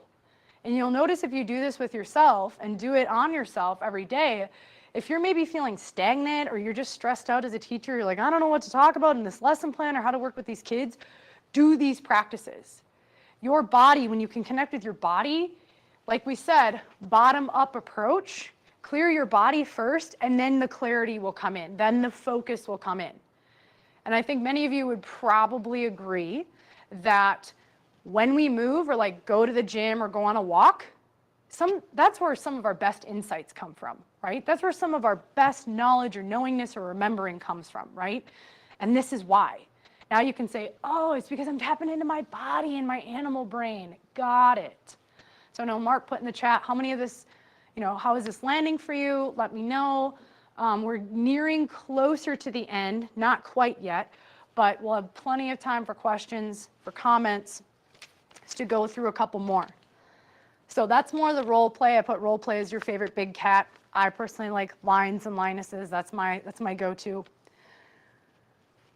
Another thing that you can recommend, this may not be obviously occurring in your classroom, but if you're noticing that your mindfulness strategies just aren't working, if you're noticing that you're just trying to do this breath work with kids and it's just not working for their system, one thing you can suggest if they're a little bit older and they have access to maybe sports or activities, things like boxing, things like jujitsu, things like moving in like climbing. So anytime we move in this plane, which is called the lateral or coronal plane, that activates more of our higher brain centers as well as our parasympathetic system. And the reason is when we move in this direction, again, whether you're doing maybe Tai Chi or, I know Cindy said, I can't see this for high school students. I got you, don't worry. We'll do some things for high school students. But even just moving in this direction, when we're able to move laterally, we know that we can take up space and we're safe, okay? So for example, I can see my hands out here in the periphery of my eyes. I can see team over here. I can see a mirror over here, but I'm not directly looking at it because my coronal awareness is activated. We have to remember, most of us in the traditional school setting and the traditional work setting are very sagittally oriented, okay? We're very focused. This is very fight or flight. If you're a snake and you're coming in on your prey, you better believe they are laser focused on that prey.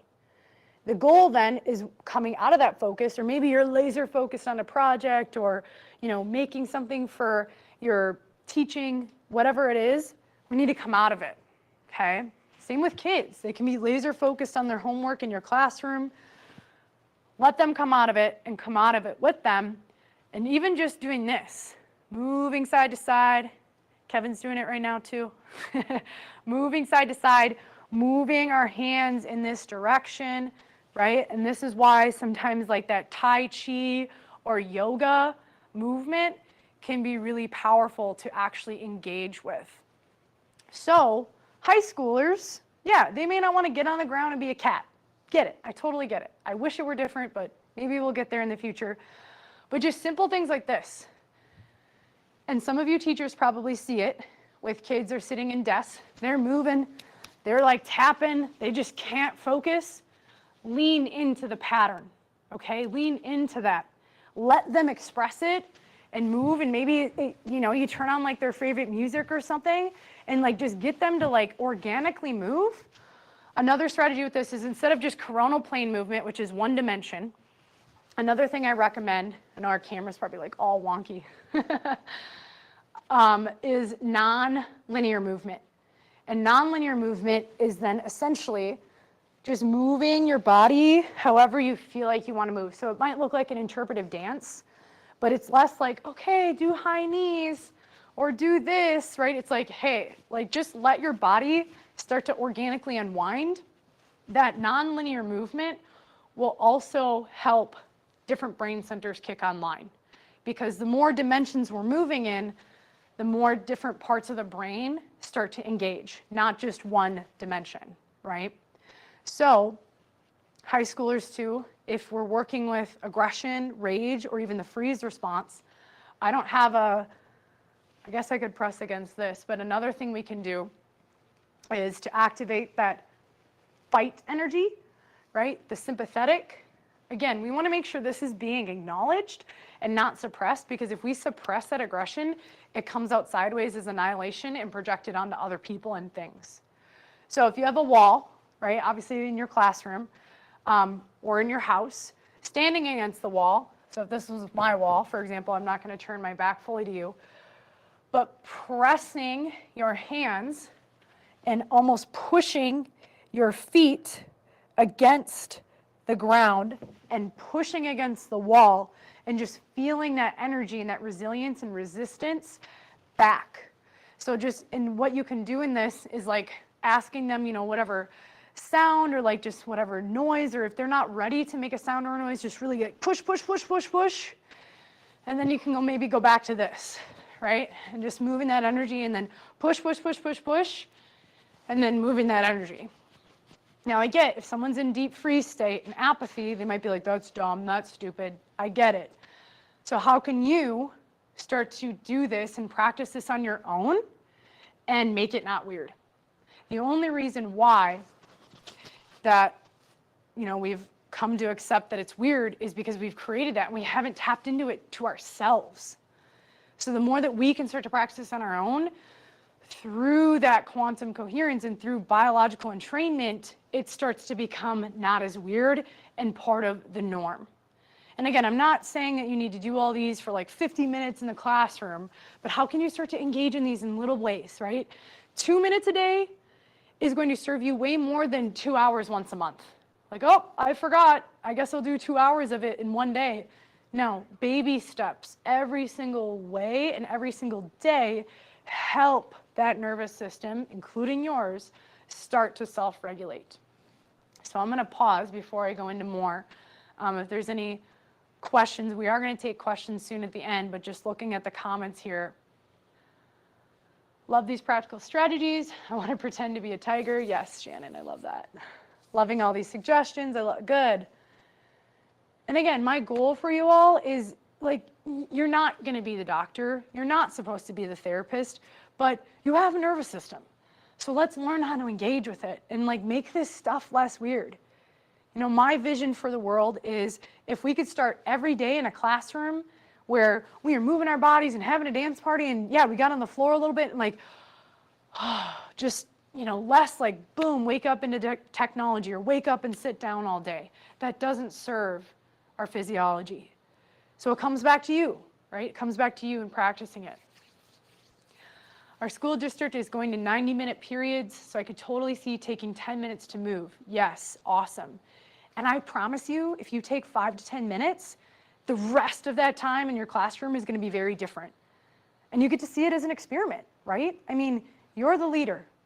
And there might be other classrooms that think you're weird, but just start to notice how kids behave differently. Start to notice, how people are curious. Because when we label something as weird, like, oh, that's interesting, at least there's some awareness there. Like, you're doing something different, and I don't know if I'm cool with it yet, but I'm interested, okay? And that's because we have our own default patterns of how we are in the culture and society. So, great comment, Cindy. Mom. Your daughter's crawling around like a tiger on the floor in a workshop. That's pretty awesome. And this is coming from, again, a straight A kid where I didn't move at all because I had to get all the best grades because that was my conditioning. So if this is something where they're older and you're noticing maybe they have access to sports or doing things in the community, this is where I definitely recommend boxing, jujitsu, sports, something that's organized where they have a leader, a coach, or a teacher there to support them in moments of sparring or like healthy aggression, where they have a guide and they can express that and move that energy through. The last one, when it comes to breath work, what did Samantha say? When I taught at the high school level, the students love dance party Fridays. Yes, that's awesome, Samantha. Yes, more dance parties. And that's a great way for high school, like stay on top of the hit music, right, in the culture. Like we got DJ Mark here. That is a really great way to get kids excited. Like, oh, I'm pumped for Friday. I'm just gonna like move my body with my friends. And when you can get all their friends in a classroom doing it together, then guess what that does? That helps the social nervous system. Like, hey, you dance with me, you crawled like a tiger, like we're weird together. Oh, I'm not as different from you. Like this is cool, right? This is awesome. So now that we've gone through some mobilization strategies, we're going to get into more now what is some breath work you can do when it comes to completing that healthy sympathetic, that healthy aggression, which is generally the cascade, right? When we, and some of you have probably experienced this, when we're frozen for so long and we start to wake up and say, the way that my life was is no longer working and I'm stepping into something different, it is so normal and very healthy to have a little bit of anger and rage. Like, I'm so pissed. Because that healthy aggression is actually your sympathetic kicking in saying, I need to mobilize and do something different. Not that we want to project the anger. That's what generally happens is we don't know how to be with the intensity, and so we project it out. That which we cannot be with inside projects outward into the world. And everything we see in the world is just a reflection of what we have to learn inside of ourselves. So the more we can, again, increase our capacity to be with intensity, that's why sometimes listening to screamo music and screaming it out, that's your ability to increase your capacity to be with that energy, to then move from anger to courage, and then from courage to strength, and then from strength to action, and then from action to mindfulness, resourcefulness, and then ultimately enlightenment, but not pseudo-awakened enlightenment, rather conscious awareness that you are a human being living on the planet and you have the ability to impact the lives around you. And it comes back to you being personally responsible for your own central nervous system. So breath work. Now that we've moved our bodies, I know I'm feeling it. Probably got some extra steps, increasing my heart rate, which is awesome. Breath work.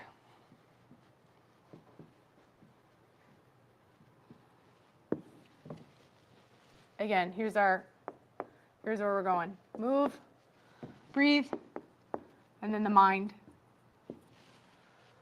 We can argue, depending on if you studied, the wisdom of like Buddhism, yoga, consciousness, we could argue that the mind is everywhere, right? Consciousness is everywhere, but I'm going with like the prefrontal cortex for today. That's for another seminar. So breath work. Now that we've moved our bodies and we're feeling that energy, we want to anchor it in with breathing.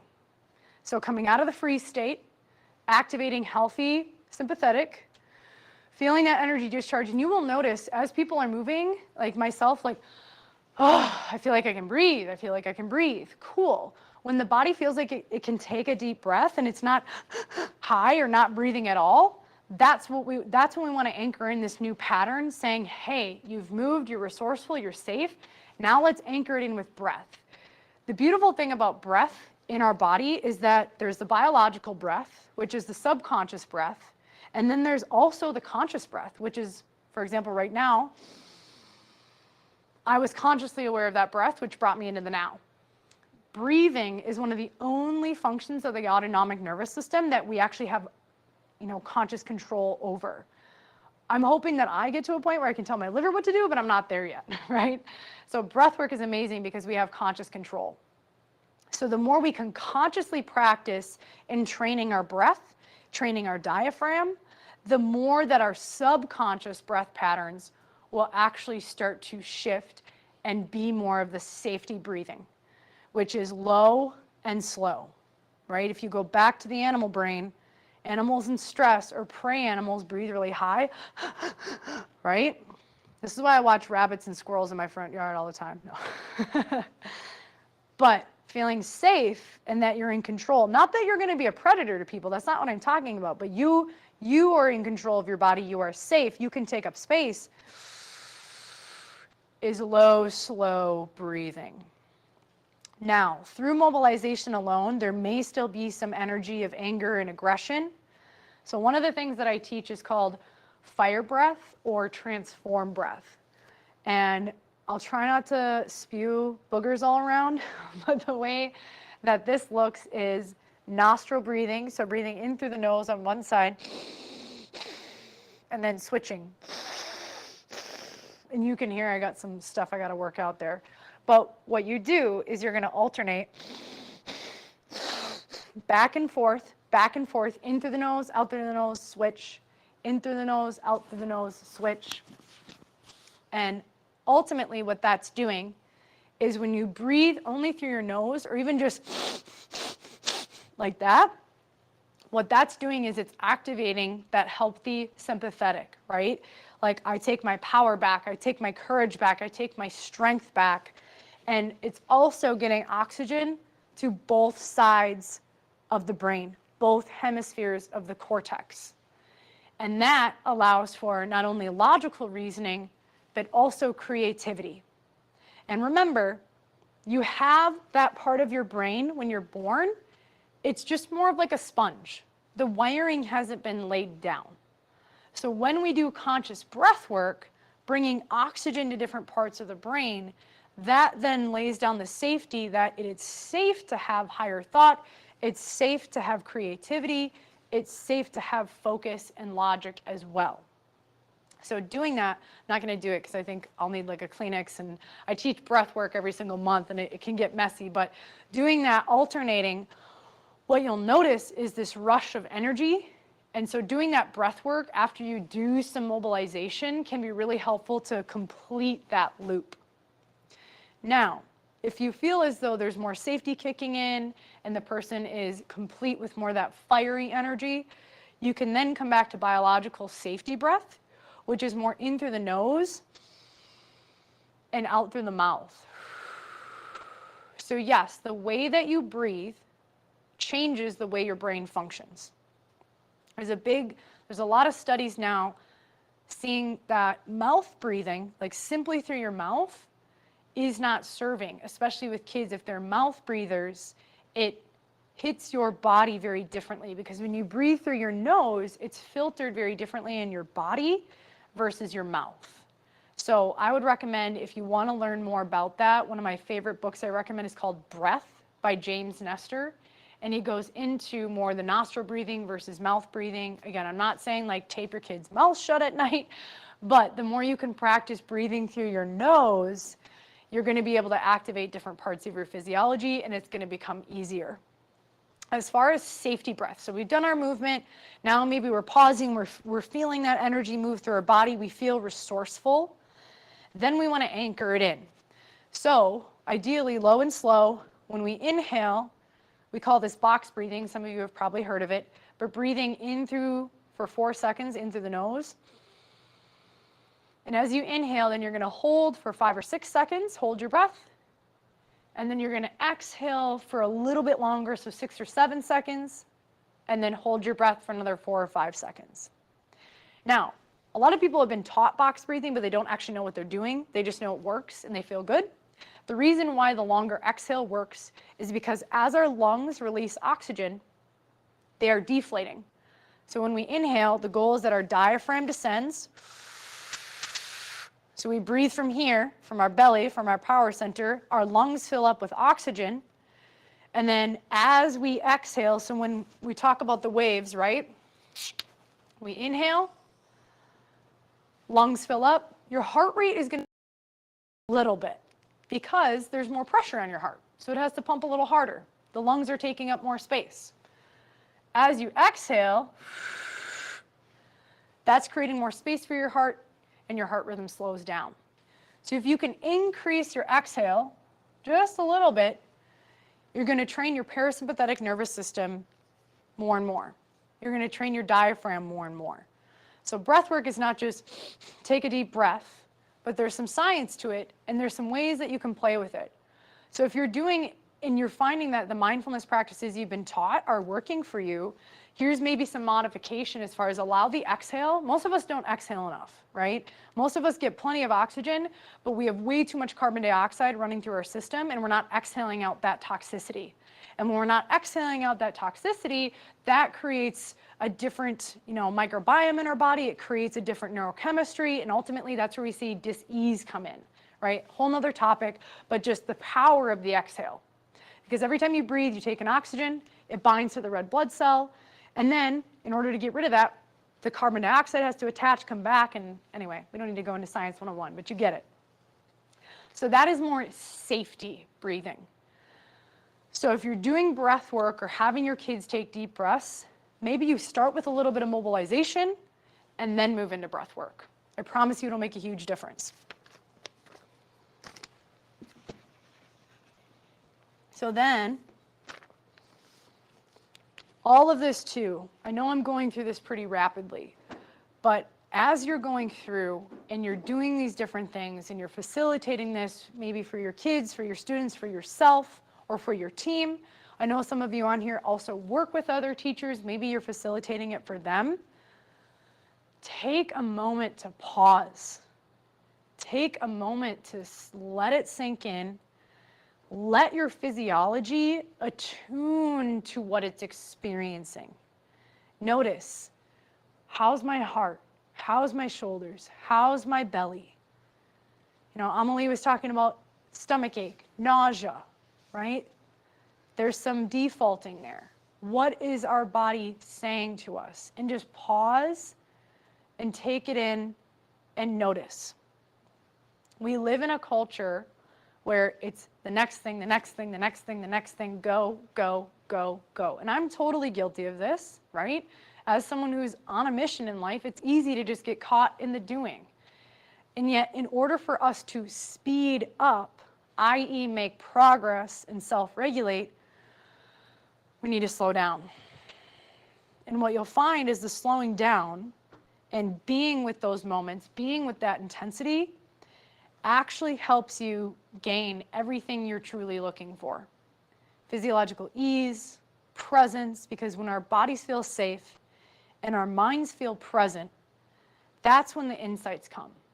That's when the kids have the breakthrough. That's when the teachers have the breakthrough and say, oh, I never thought about it like that. Oh, I had this thought come through.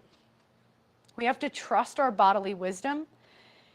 We live in a world where we value so much external information coming at us, right? And I'm sure many of you signed up for this workshop today, maybe thinking, oh, I'm going to get more strategies, I'm going to get more information, right? And that's fine, right? I'm a learner too. I'm a learner and a teacher all at the same time. I'm always learning. I'm always taking in information, especially as a doctor. And what I'll challenge you and what I'll invite you into is that your body, mind has so much powerful wisdom and is just waiting for you to tap in.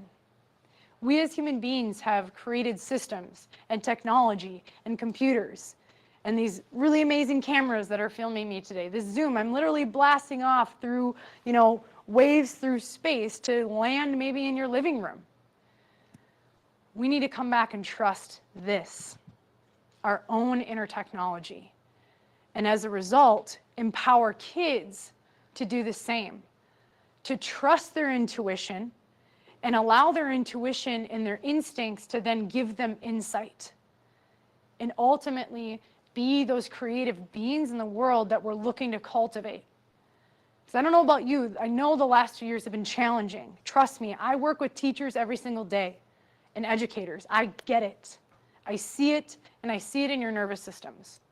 And it's things like this and opportunities like this that really give me hope.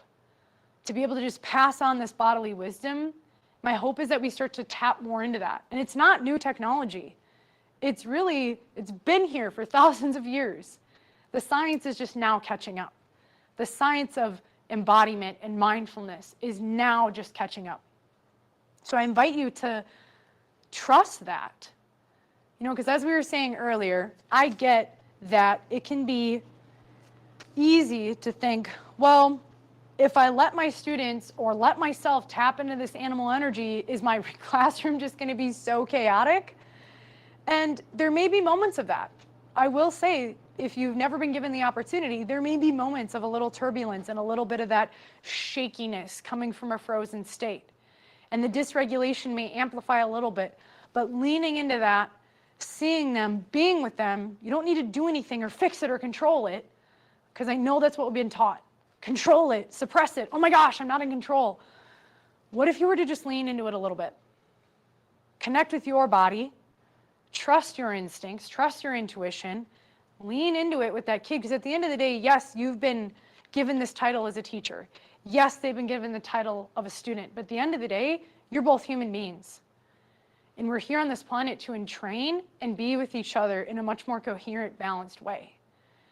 And I believe that this work can change the planet, but it starts with the interpersonal connections.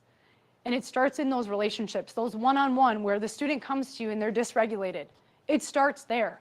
Or it starts when your kid is maybe tugging at your shirt saying, Mom, my tummy hurts. Like, how can you just be with them for a moment?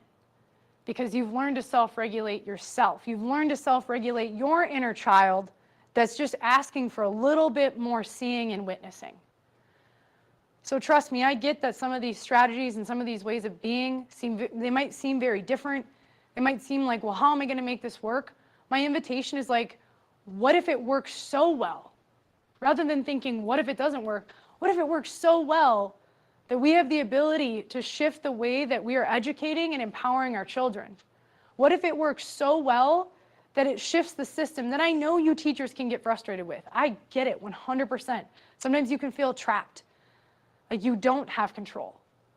So what if you're that one person, that one interaction in one day? Again, you don't have to be the therapist, you don't have to be the doctor, be the human being first. Be a human being and less of a human doing. So I digress. We'll do a short break, and then we'll do, let's see. So we're making good time. It's 11:11. Let's read some of these comments before we go on a break. When I taught at the high school level, the students loved the dance party. We said that. Turns being the DJ, yes. Smell the pizza, cool the pizza. Yes.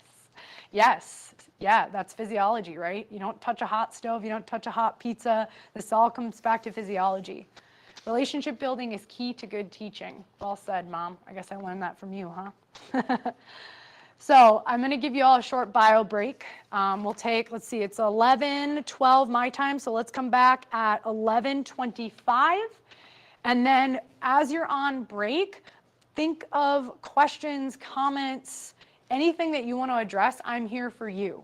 I've gone through majority of my content, so I want to make sure that I've left this time for you. So here we are, 11:12. We are going to come back at 11:25 Central Standard Time. We'll see you there.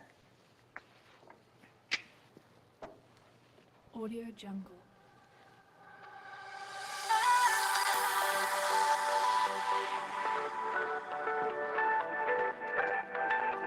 Audio Jungle. Audio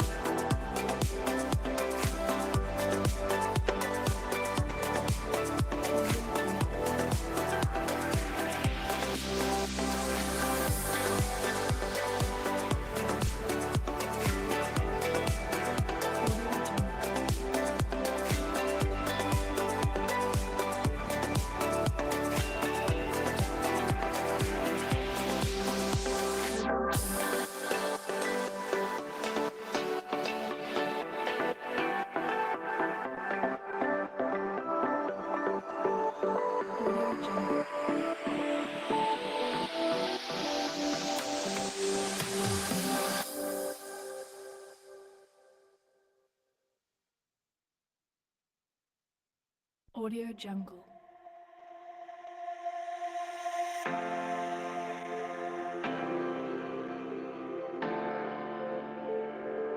Audio Jungle.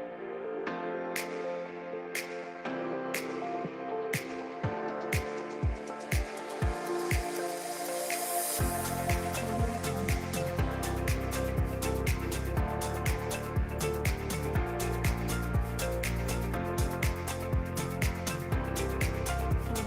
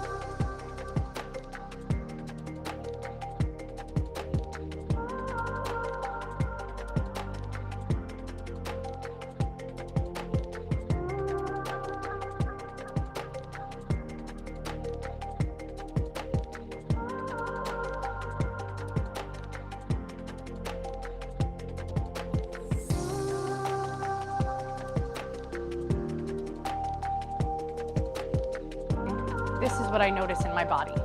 And when I'm in this setting, this is what I notice in my body-mind. And so yes, what often can start to happen is when they're working in one setting and they shift to another and they recognize this bodily physiological difference. Remember, majority of the real estate in our brain is programmed for survival. I know in the world there's a lot of like abundance and thriving and like all is well. That's like 20% of the brain. That's the prefrontal cortex, that's the cortex, which I know at a younger age. That part of the brain exists, it just isn't as programmed. The wiring hasn't been laid down. So with kids, when we can help their brain and reptilian and body mind, that's what we call it, body.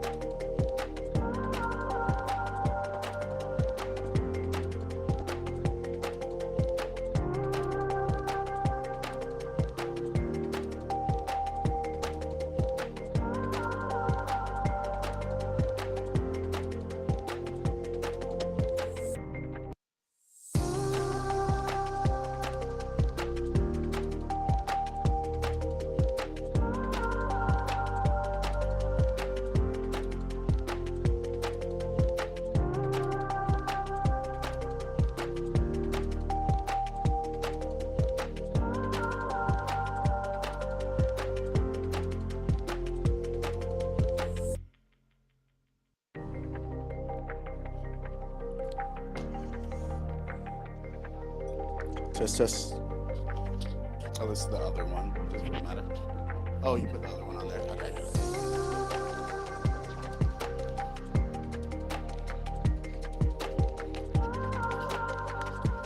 When your thing flips, we can still hear you. It's just we don't want the big part of it. Yeah. Showing. Yeah, for sure. Yeah. Also, this shirt isn't very like. That's what I told him. I was like, yeah, the mic probably the weight of the mic is probably. For sure.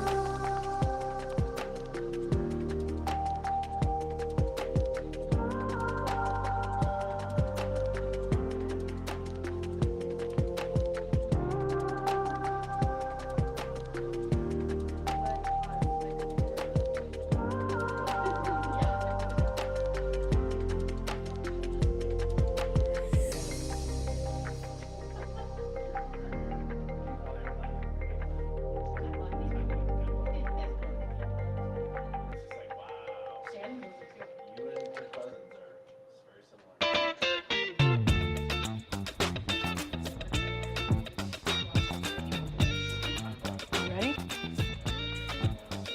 It's time. Oh, sorry. Sorry, Kevin. I'm ready. Audio Jungle.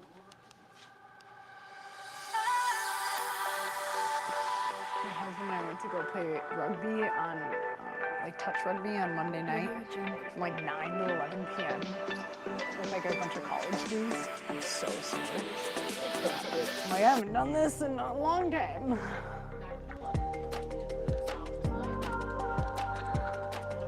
Like 2 a.m. It's so late. Yeah. Yeah. Kevin the man.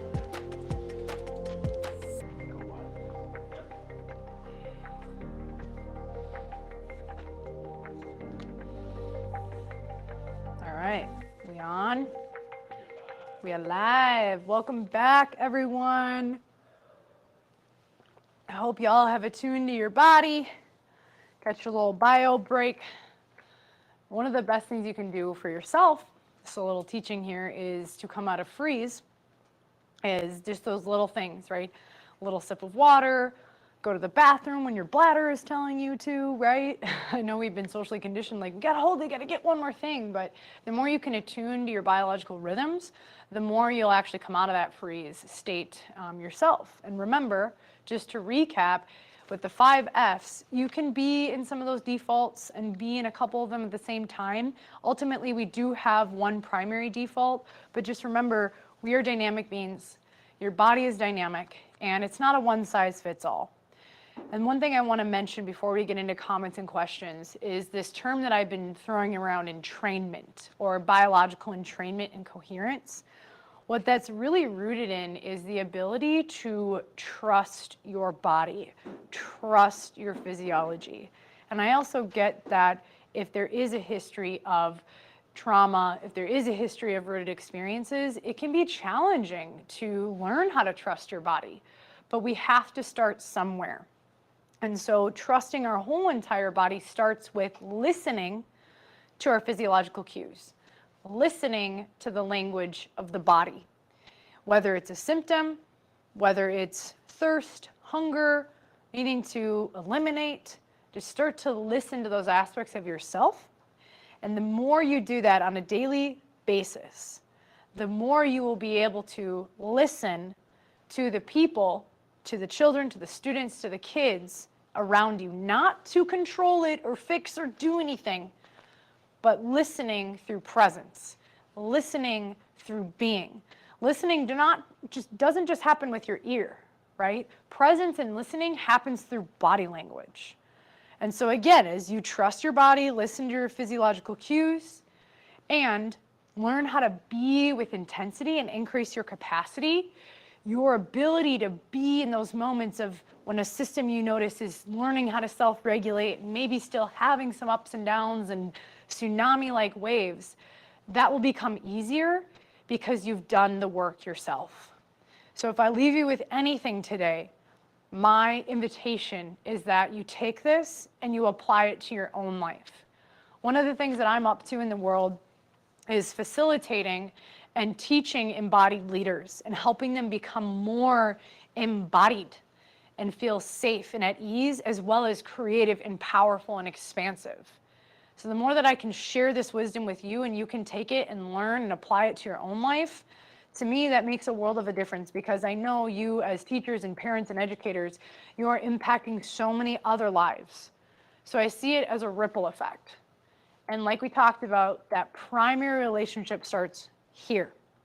It starts in our very home. Our first home is with ourselves. So I hope today has brought you value. I hope today has brought you new perspectives, new awarenesses, and insights. And I would love, for those of you who are still with us live, if you're watching the recording, this will be great to see and hear these questions be answered. But if you have any questions, any comments, any concerns, any feedback, any takeaways or ahas, as we share as a collective, we can actually gain insight and maybe say, oh, I never thought about that before, or that's a great question. We can learn as a collective together. So Cindy, I've seen research that states that kids who live in chaos and trauma, including situations, have permanent damage to their prefrontal cortex. What do you think of that thought? Do we have the innate intelligence to change a prefrontal cortex that has been damaged? So I have also seen that research, and that's a really great question.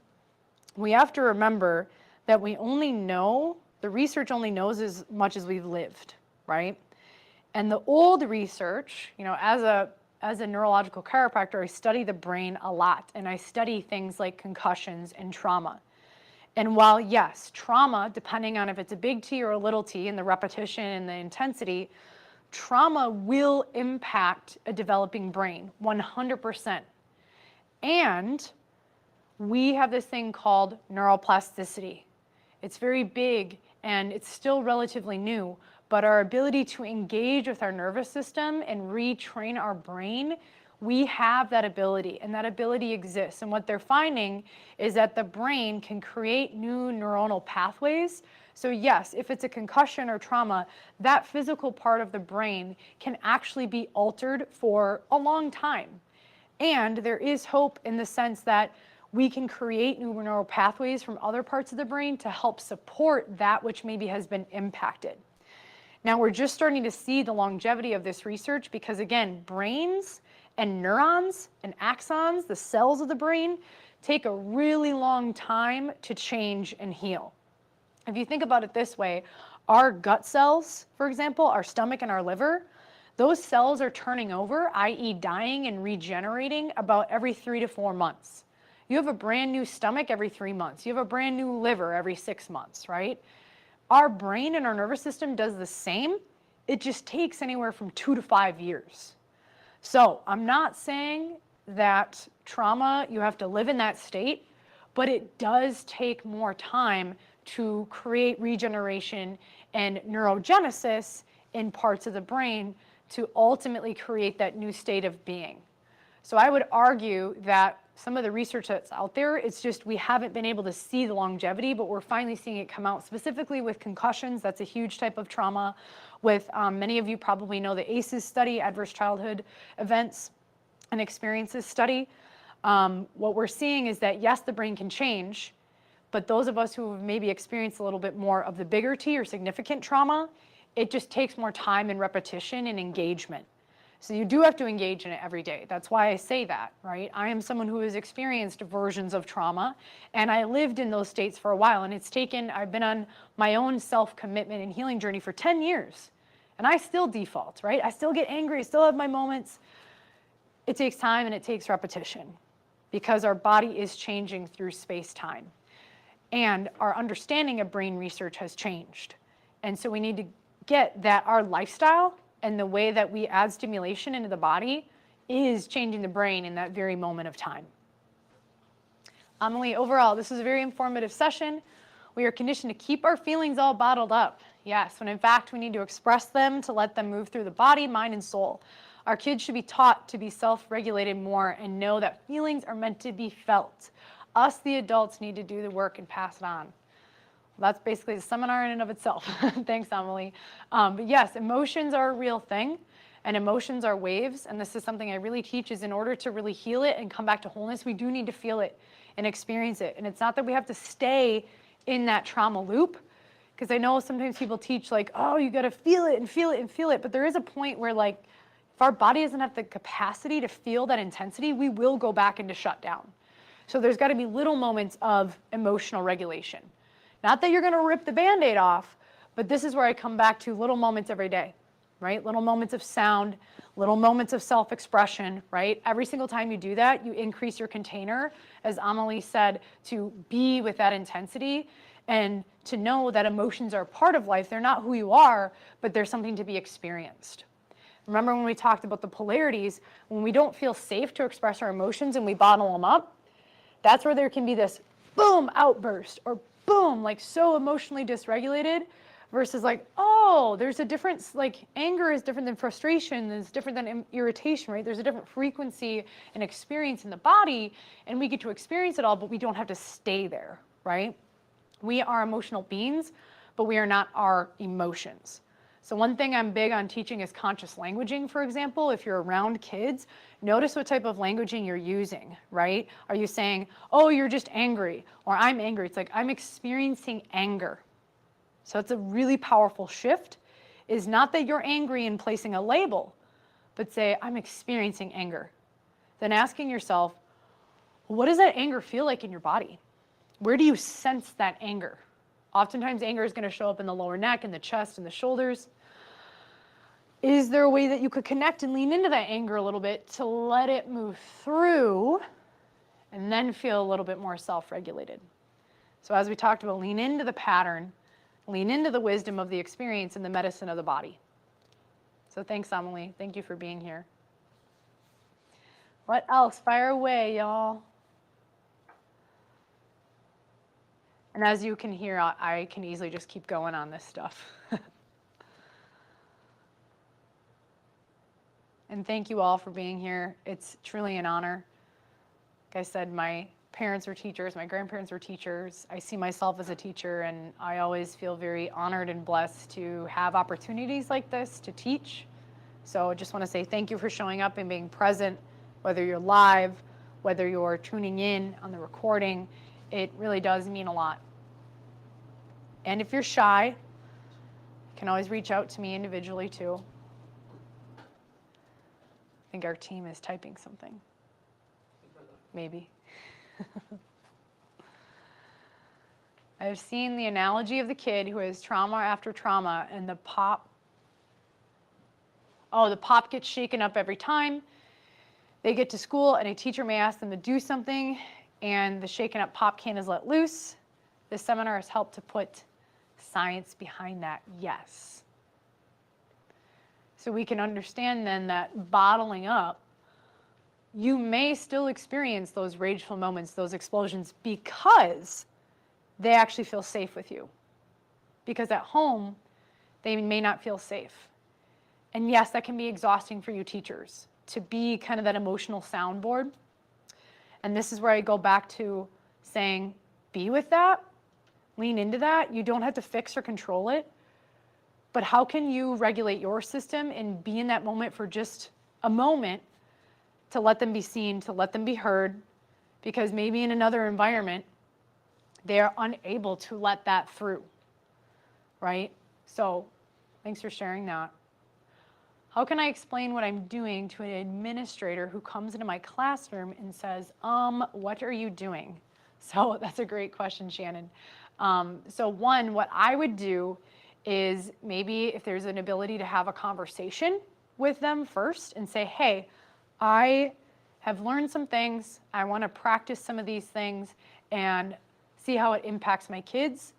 You could also maybe invite them to join you in some of those moments so they can actually see and experience and witness that for themselves. So inviting people into an experience rather than trying to cognitively explain it, I get is really hard. Maybe have them watch this video. But if you think about authority figures, right? If they're in charge of a system, let's say, they're just doing the best they can with the resources they have and what they've been taught. So I always like to approach things as from a place of curiosity and invitation and say, hey, would you be open to joining me, in this? This is something I've learned and what I think can really be powerful for our kids, and just invite them into that experience. But maybe having that conversation first before you go into it. And if you're in the moment and you're doing it and someone walks by, shifting your nervous system and saying, hey, do you want to join us? Like, we're regulating our nervous systems to have more focus, to have more clarity, to have more connection throughout the day, and to help these kids maybe stay a little bit more present. Do you want to join us? Right? It's kind of like when you walk by a party and you're like, something's happening there. It's kind of weird. I don't really know what's going on, but I'm interested. Sometimes all we need is that invitation, right? Because administrators are people too, and they have nervous systems as well. And my guess is, oftentimes what I've found in working with people is the people who have the biggest analytical defense, those are the people when you actually open them up to this work, it is so profound and powerful for them. I work with a lot of analytical engineers every day, so they love this too. Similarly to Shannon, I wonder how to get teachers on board with this instead of being afraid of letting students lean into the wildness. Yeah, so this may be, again, a process of bringing this up to your team. If you're having board meetings, if you're having staff meetings, this may require some time to say, hey, look, what we're doing may not be necessarily working as efficiently. Is there another way, right? And I'll challenge you in that if you can start to do it yourself as a leader, when you start to bring this into the world of other people, it's going to feel less weird. It's going to feel less wild. So anytime you have a concern about, oh, I wonder, or what if, ask yourself, well, where in my body do I still feel a little weird about this? Can I help regulate that part of myself? And then maybe gain some wisdom, and then go into those conversations and those experiences differently. What I can tell you as someone who works with nervous systems of children and teachers every single day is it wasn't until I started doing my own inner work as a leader that all of a sudden I started seeing people around me change. And that's where that biological coherence and entrainment comes in, is because subconsciously our nervous systems are picking up on things and feeling seen and heard. That's just part of biology. So Lindsay, I think that question might be part of your mission, right? And that's why, I'm so grateful that Elizabeth and her team have allowed me to come and speak about a lot of this, because I know it can feel weird. I know it can feel different, and it's part of physiology. It's part of biology, and we have to listen to that. So I get that y'all are not scientists, and maybe you can't regurgitate everything we've shared today, but just one, start with yourself. If you have people in your life that you can practice this with, and then engage your inner courage to then maybe have that conversation with those admins, with those authority figures. And if you get shut down, don't give up, okay? Trust me, I've heard my mom talk a lot about how she's had these ideas and maybe she's been shut down a couple times, right? And stay persistent. Find a new gateway. Ask yourself, what if I approached it in another way? Or what if I showed up in a different way? What if I just started to add in a minute here and there, right? Just little baby steps every single day. We still have time for a couple more questions. So Lindsay, they may not be directly answering your question, but I can sense the bigness of that question and the mission of that question, and that's kind of the mission I'm up to too. So we can collaborate together on that. I like the invitation of getting people on board. Yeah, so that's definitely more, conscious leadership is if you desire change in a system, not approaching it, and it comes back to physiology, right? If you approach it with aggression, like, we need to make change, like, I'm pissed, I'm angry, maybe process that anger and then come into it with a little more clarity and say, hey, what do you think about this? Like, acknowledging where that administration or where that authority figure has served, what's worked, and then on the flip side, what if we could make this more efficient? What if we could do something different and be the leaders in that? What if, right? The what if question activates a different part of the brain than this is what we need to do. Because I learned it in a seminar and now this is what we need to do, right? So again, everything I teach, even if when it comes to conscious leadership or body mind is, well, how can we engage with people's brains and the way they think differently and know that you're not trying to just totally derail the system, but ultimately we're up to creating a different world in the educational system for these kids as the primary, attention. I've heard of the sympathetic and parasympathetic nervous system, but can you go over the third one a little more? That was new and I'd like to hear more about it. Yes. So just to build from the bottom up, I can draw it, yeah. Good thought, Mark.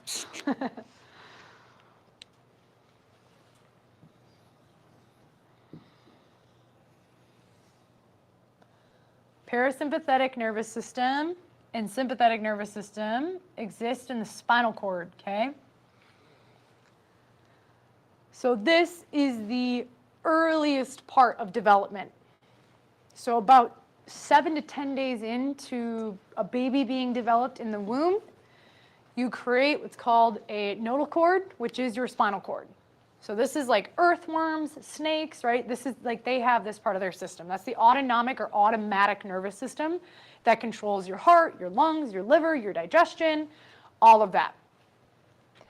That spinal cord then links into your brainstem. You have your amygdala, you have your thalamus, you have your hypothalamus, pituitary, all these different brain structures. You have the cortex, you have the prefrontal cortex, right? So the social nervous system is also branching out from the brainstem. Through many of you maybe have heard the vagus nerve, how we stimulate the vagus nerve. So the vagus nerve has these 3 branches, your parasympathetic, your sympathetic, which come out different parts. And then there's the social branch, which then comes out, and that branches from the brainstem more into the neck, the throat, the heart, the chest, the face. So the social nervous system, if we are talking evolution, is the very system that helps us bond with other species like us. So higher evolved mammals have a little bit of this. They recognize, like, you're a lion, you're an elephant, there's something different about you. However, in humans, this is very different. So when our social nervous systems are entrained and balanced, that's where we can recognize safety with another person. We can look them in the eye. There's facial recognition. When we look at someone, we can see their face. We can say, hey, that person looks safe, or hey, that person looks pissed off, right? This is, again, when we're balanced. So that's going to be eyes, your smile, your eyebrows. You can tell a lot about a person's state when you actually look at their face, if they're a regulated human being. Now, if they're smiling, but actually, like, the smile is kind of more of a growl, like, oh, I'm happy and I'm people-pleasing, but inside I'm pissed, You may not recognize that unless you've been trained on this. So social nervous system, again, is that facial connection as well as the heart connection. So our heart has its own central nervous system. So the heart, just like your nervous system, has fields to teach us and let us know that we're safe. It's the same thing when a mom knows there's something over there and I don't really trust it, and we look and there's a person looking at us, right? That's that sixth sense or that intuition. That's actually a physiological and neurological response to help protect you in your environment. You have a sense of what's happening back here. Even though you can't visually see it, your body can detect it, okay? We also have a heart field that branches out further than the nervous system. And the heart, because it has its own brain, can also detect and feel and sense if it's safe to be in this environment. Now, one thing to note too is if our nervous system has been in more of that, one of those 5 defaults for a long time, your ability to recognize safety may be a little fragmented. So that's why I'm big on, okay, let's develop safety in the body first, and then in relationship with someone else, which is the entrainment of the social nervous system. So that's why I'm big on you teachers and educators and parents, entrain your own body, right? And then be in that heart space. Because as that person senses safety from you, that heart field and that nervous system field is going to kick in, which is part of the social nervous system. So the ability to socialize, the ability to connect, the ability to be yourself and not people please, right? And not feel like you need to fit into something different, that's going to be, again, it's a newer part of the nervous system and it comes on much later in life. Generally, this isn't fully developed until later years. It does kick in, like I said, more kind of older adolescence, puberty years, younger 20s. But what they're finding is with the prefrontal cortex engagement with that, the ability to be conscious with other human beings, they're finding, we used to say 25 to 27, like once you're 27, your prefrontal cortex is done. What they're finding is the sense of self and like the superego doesn't develop until about age 35, or it's not fully complete until age 35. So that's where like in your 30s, for example, you feel this kind of like, oh, this is who I am on the planet, right? In our 20s, maybe you were like fawning or like people pleasing, trying to figure life out, right? It isn't until 30s that we're like, oh yeah, that's who I am. Got it. I don't have to play that game anymore. So I kind of went off on a tangent there, but I hope that makes sense, Adrian.